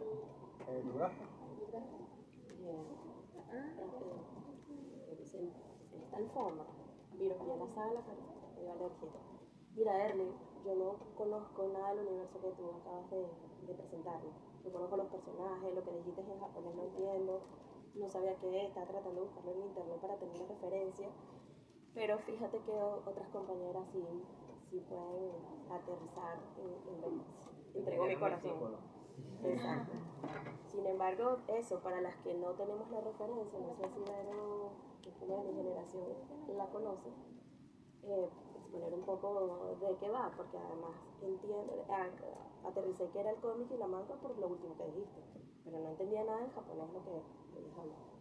Entonces, bueno, como en general, quisiera que tú me dijeras cómo aterrizaste eso, el interés, porque casi todas nuestras investigaciones van por interés personal. Lo otro, profe, Carlos, es que mi trabajo de investigación en la Escuela de Antropología, que yo espero que el consejo me lo pruebe como tesis, pero sé que no va a pasar, es la construcción, en serio, sí, bueno, es la construcción de las alteridades en torno al indígena venezolano y cómo éstas se perciben en los estudiantes de la Escuela de Antropología, ¿sí?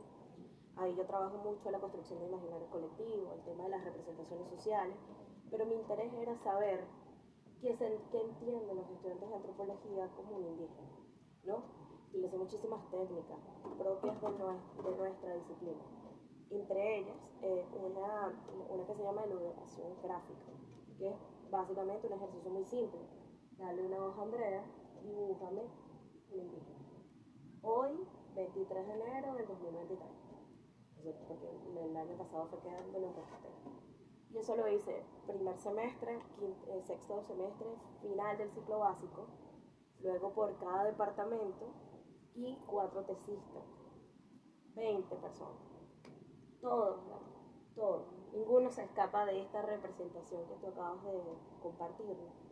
Se escapa de un cuerpo altamente sexualizado cuando era un cuerpo femenino, tetas afuera, culote grande, tapa sexo, ¿sabes? Trivializando las frutas tropicales, la fauna silvestre, ¿sabes? El niñito con parásitos, los dibujos, la verdad, porque además hay unos incluso que están hechos, no sé si se llama manga o cómics, después te los mostraré, que tienen esas habilidades de representación más fluidas que otras. Y de hecho mi trabajo se llama Sin pluma no es indio, porque una de las entrevistas de un tesista de cierto departamento, que lo vamos a mencionar, pero debería estar en biología, ese departamento, me decía, espérate, no te lo lleves, déjame ponerle muchas plumas, es que sin pluma no es indio. No, plumas. Está bien representación. Es verdad, lo de las mariposas y tal, toda esta fauna asociada a la diversidad sexual, estaba presente allí. Esos dibujos a mí me hacían como una profunda reflexión, porque los del primer semestre venían con todo su constructo, ¿no? De esas significaciones familiares, políticas, estéticas, éticas, medio de comunicación, lo que enseñaste en la escuela, lo que ves en el mural, la Plaza Venezuela con esa vaina que está allí. Cuando entras, tú que vienes por la autopista regional del centro, está Urimare con las tetas afuera, todo mal, primer semestre. Pero mi preocupación era que aquí, a Paguana, al sexto semestre, era la misma representación. ¿Qué pasó con la escuela? Cuando estabas en los departamentos, en social, en el departamento social era absurdo lo que esa gente dibujaba y las entrevistas son absurdas, la verdad. Los tesistas ni te cuento. Porque no, A mí no me hicieron ninguna entrevista. son anónimas, hermano. Pero ahí sí se identificaron cuáles eran mujeres, hombres, la edad, el año de ingreso a la escuela y tal. Entonces me puse a investigar cuáles son los contenidos sobre indígenas que se dan en la escuela. En las obligatorias, bueno, la tuya, nosotros no la vimos. En arqueología de la de Martín, ¿no? En social se da, pero había un montón de panoramas indígenas como la de problemáticas indígenas. Había una materia que dejó de darse en los 90 que se llama Indio Vivo, Indio Muerto. Horrible. Había una que se llama Indígenas o Indigentes. Horrible. Todo mal, además si leen los programas de esas materias, era como que absurdo que la escuela de antropología siga siendo una churrería, que cuando egresas tienes una noción del otro, de esta problematización del otro. Además no hay este tipo de discusiones que permitan la crítica y pues la reconstrucción de esa alteridad, porque al final el problema de nuestra disciplina en particular es el otro, nosotros, no sé, y me di cuenta, a propósito de, probablemente lo has revisado, ¿cómo se dice? El apellido. Claro.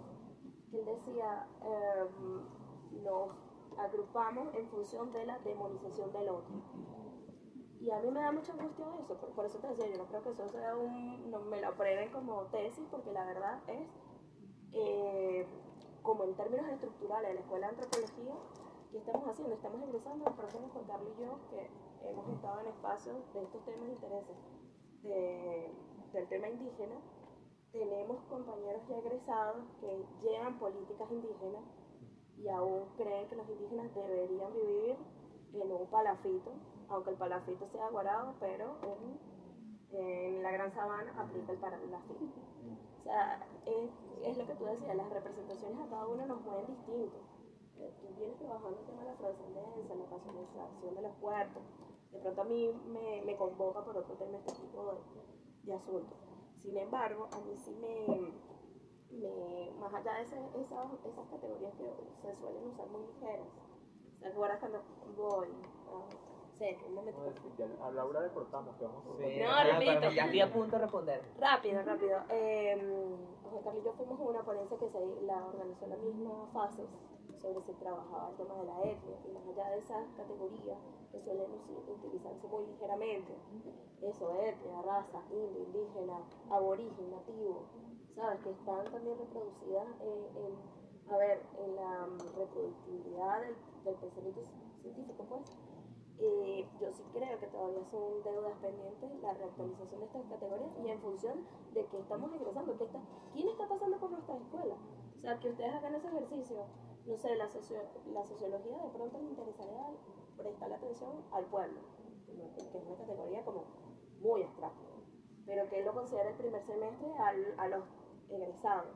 A mí me angustia como universidad central, pero quizás esa angustia quizás, primero que todo no me lo respondas, sino cuando termine me lo respondo. ¿Tú hiciste el dibujo del indígena? ¿Yo? Sí. No podía. ¿Por qué no? Para empezar, no me lo respondas ahí nada más. Entonces, ¿qué sucede? Fíjate, nosotros estamos, yo le digo a mis estudiantes que nosotros, como sociólogos, esto no es como biología, en que, ¿sabes? Vamos a la escuela de biología, nos ponemos las batas y suena una campana y nos vamos y somos ciudadanos y ya la biología se quedó ahí, ¿me explico? Nuestro laboratorio, por decirlo de esa manera, nosotros vivimos dentro de él. Es decir, nosotros somos como un pez que le quiere dar sentido a la mar. Y utilizo pez porque pescado ya es otra cosa. Un pez que quiere darle sentido. Entonces, por eso te digo, nosotros, ese estudiante de primer semestre, cuarto, quinto, está inserto también dentro de representaciones como las que mencionaste de parásitos, las plumas y todo aquello, ¿me explico? Él, porque venga antropología, no se va a salir de eso. Teníamos un mural pero, dentro de la pero escuela. escucha, no se van a salir de eso, ¿no? Entonces, ¿qué ocurre? La cuestión es, hay un problema porque quizás hay una representación esencial del indígena. Yo le digo a mis estudiantes, como sociólogo uno puede creer cosas diferentes, pero el trabajo sociológico es ver qué piensan los demás sobre eso, no si los demás piensan lo que yo pienso, ¿me explico? O sea, no es corroborar, las teorías no se corroboran con la realidad. ¿Me explico? Entonces ahí cuando tú dices, para mí eso no es un problema así como que, no, porque están perdiendo el indio verdadero. Más bien sería, porque esta gente tiene esas representaciones. Y si tú me contrataras a mí, y que vamos a contratarle para ver, yo te diría, hay que hacer un análisis institucional de esto. Es decir, ¿cuáles son las instituciones que han reproducido? Fíjate que te habla de una clarito, Caína, Tacupay. Yo, por ejemplo, cuando era chiquito, mi mamá, yo soy de familia indígena, y la gente no lo, cuando yo digo, yo soy indígena, claro que no digo, amigo, tú ves que este pelo es secado, esto es indígena, yo soy indígena. Yo de chiquito tenía mi corte de totumita, ¿me explico? Entonces, ves, era Tacupay, a mí me decían Tacupay, pero con lentes. Entonces, ves, esas son instituciones que van generando representaciones de esos indígenas.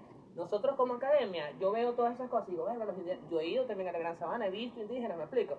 Y de hecho, para mí fue un choque cuando vi un borracho.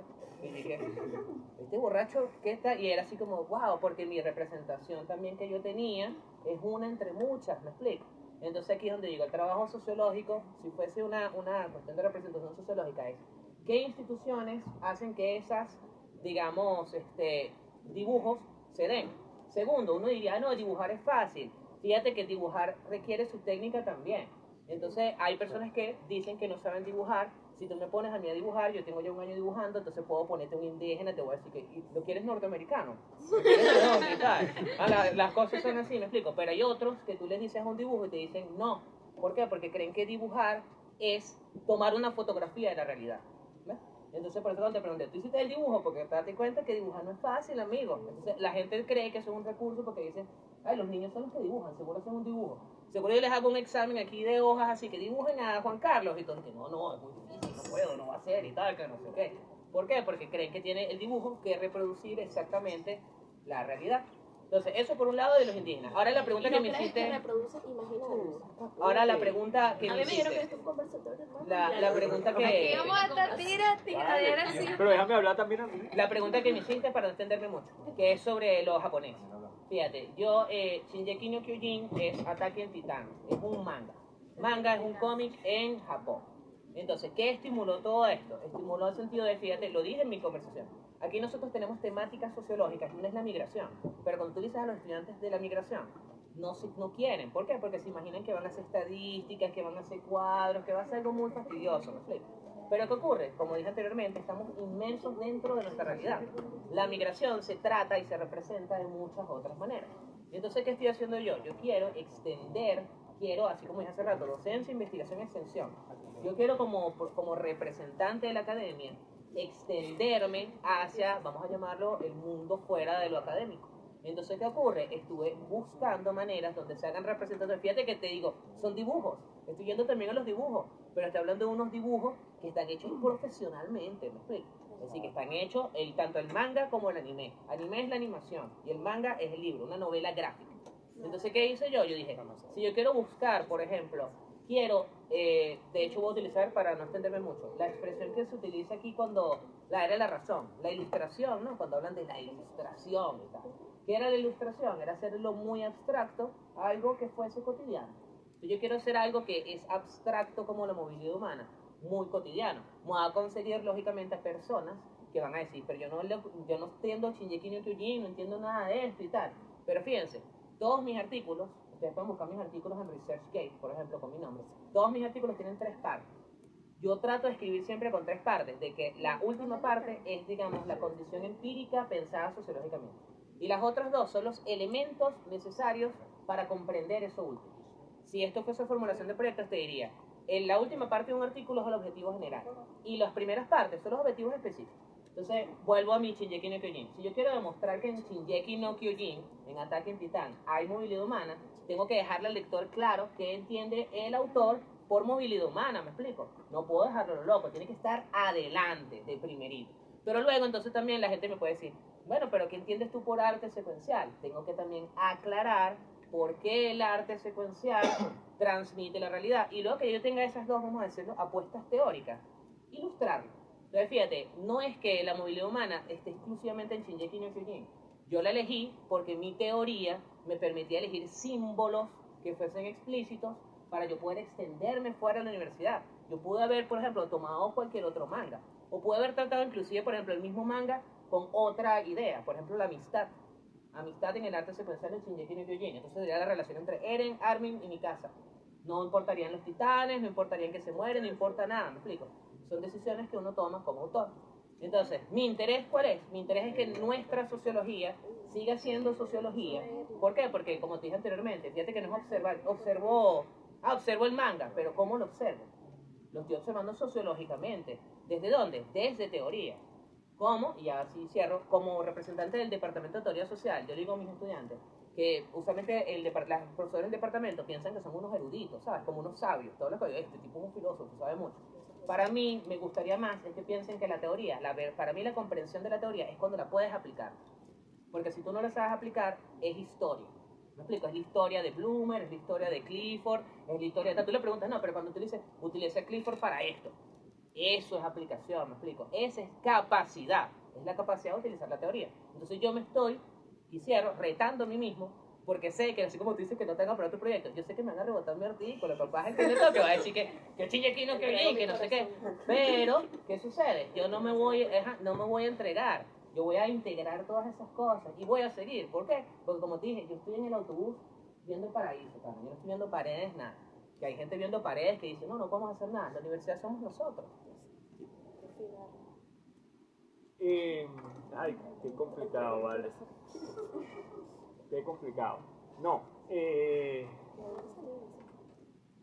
yo qué te recomendaría, Durasca. Hay dos cosas acá. O sea, yo veo un problema. No, pero no un problema académico, ni siquiera un problema ético. Hay un problema que yo no lo entiendo muy bien con respecto a las representaciones del indígena. Ojo, y aquí, para que no lo saben, yo fui director de políticas públicas del Ministerio de Pueblos Indígenas un buen tiempo. Entonces, estar sumergido en eso implica también reflexionar con respecto a las representaciones que hace el indígena de él mismo. Si ustedes van al Ministerio de Pueblos Indígenas, hoy, esas representaciones están ahí, plum, plum, plum. Los cuadros típicos de mucho color, colores fuertes de la indígena, así, fondo negro en el río, tal, senos afuera, el cabello, la cayena, qué sé yo qué cosa, casi que tahitiana, pero indígena, sí, y están ahí. El ser indígena y el afirmarse como indígena en las reuniones en las que yo estaba, además de... No, que tiene que ir fulanita. Sí, pero que vaya con manta y que vaya con su traje típico. Ah, pero ¿por qué? Vamos a una reunión. No, es importante porque eso es lo que va... Y ni siquiera por un asunto protocolar o porque yo creo que es así o porque ella creyera que fuera así, sino porque es como que un elemento de legitimar su posición de indígena. Pero así, con las plumas, con el collar, sin la camisa. Eso me legitima ante los demás como indígena y también me legitima entre los indígenas como indígenas. Entonces aquí hay una dinámica compleja que no se nos debe escapar. Vuelvo acá. Sí, yo creo que las cosas están mal, pero no sé dónde están las dinámicas del estar mal. Yo también haría ese mismo ejercicio con los profesores. Tengo 2 entrevistas Pero de 2. lo haría. Pero así, y también lo haría con lo que se espera como perfil del egresado de la escuela. Si es que existe un documento de perfil del egresado, que no lo sé. Existe, existe, pero a veces se pierden las cosas y nadie lo conoce. O sea, yo creo que todos los profesores deberíamos manejar un documento de perfil del egresado entendiendo esto es lo que esperamos que sea un antropólogo. Ah, bueno, está. Y todo antropólogo debería cumplir con este perfil al egresar de la escuela. Debería ser como la lógica. Y yo no sé si eso está específicamente con respecto al tema del indígena. Sí, yo entiendo la problematización que tú haces, a mí también me parece terrible, pero aún yo no sé ubicar a qué nivel está lo que me parece terrible. Y no se ataja, profe. Claro, pero el asunto es, si en los espacios de toma de decisiones indígenas está este modelo y esta representación del indígena, porque yo voy a esperar que los antropólogos hagan una representación diferente del indígena. O sea, creo que se refuerza el tema de la identidad muchísimo. No lo sé, o sea, ojo, quizás sí, quizás no lo sé, no estoy, aquí yo no sé. A mí hace poco me pasó algo con una propuesta laboral que era un tema de una ONG internacional y cuando me preguntaron sobre el asunto indígena, ellos esperaban que yo romantizara de tal punto a los indígenas que yo creo que no les gustó mi entrevista, porque yo les dije, no, bueno, los indígenas roban también, fuman cigarros, beben, tienen motos, tienen televisores. O sea, ¿qué quieres que te diga? No, ellos viven en la... No, o sea, no es así. Bueno, pero entonces aquí viene el tema de en qué espacio estamos articulando nuestras representaciones. Una cosa es en el espacio académico, otra cosa afuera, otra cosa es en el espacio de las ONG, otra... Y es complicado, y entender que aquí hay una, como decía, heteroglosia, es el tema lingüístico que funciona a diferentes niveles, pero se mezclan, ¿no? Eso ocurre. Es que uno como que quisiera conseguir que los hechos, ¿no? Y justamente lo dice, los hechos uno los hace.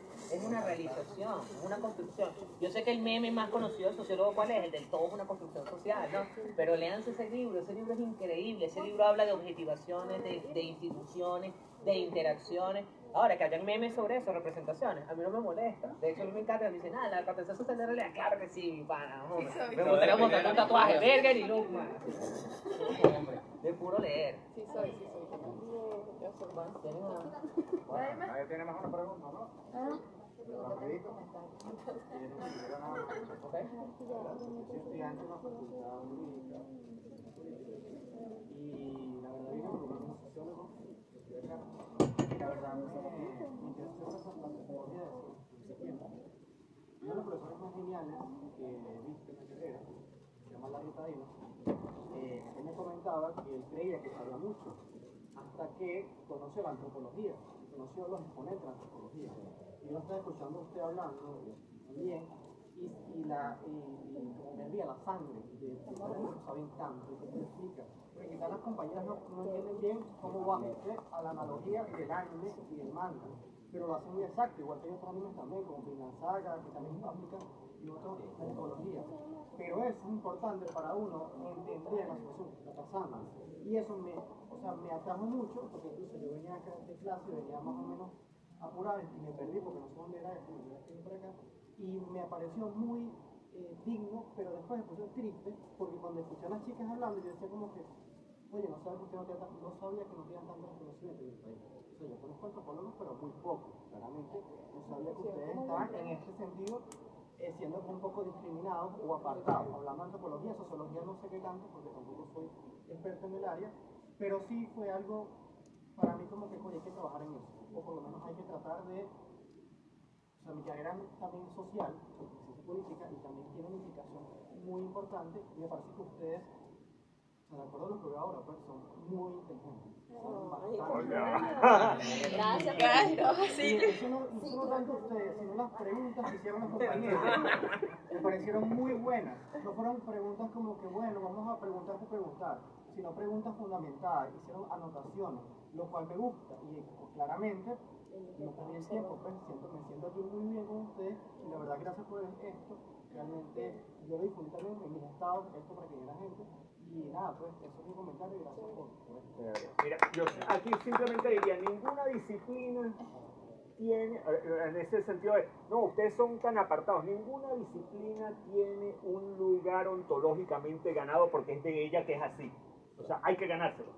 El espacio hay que ganárselo. Y no es un asunto de que la antropología solamente, en este caso hablo de la antropología, ha sido desplazada, sino los antropólogos también nos hemos desplazado. Eso, aquí hay una relación de dos.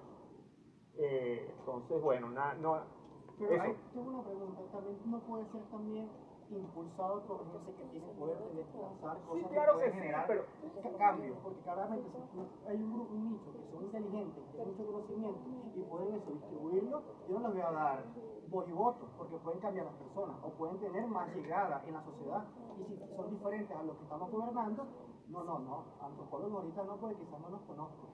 Bueno, mi postura. Sí, no, pues, ¿Tú no has leído, es una experiencia de Platón en Siracusa? Sí. Bueno, ves un poco de eso, que te dice, no, vale, yo soy súper inteligente, yo voy a hacer que este tirano haga la broma y cómo se vuelve Platón con los platos rotos. ¿Ves? Es un poco eso.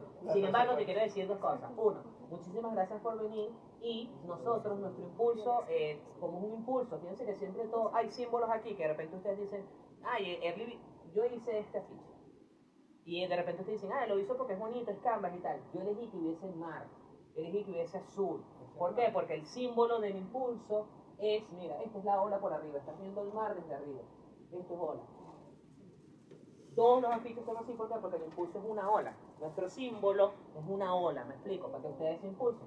Entonces te quiero decir, el próximo ciclo va a tu escuela, amigo. De hecho va a ser una conferencia con el profesor Larry Tadino, va a haber una conferencia con el profesor Guillermo Aveledo, y va a haber una conferencia con el decano de fases de la Católica, el profesor Ronald Balsa.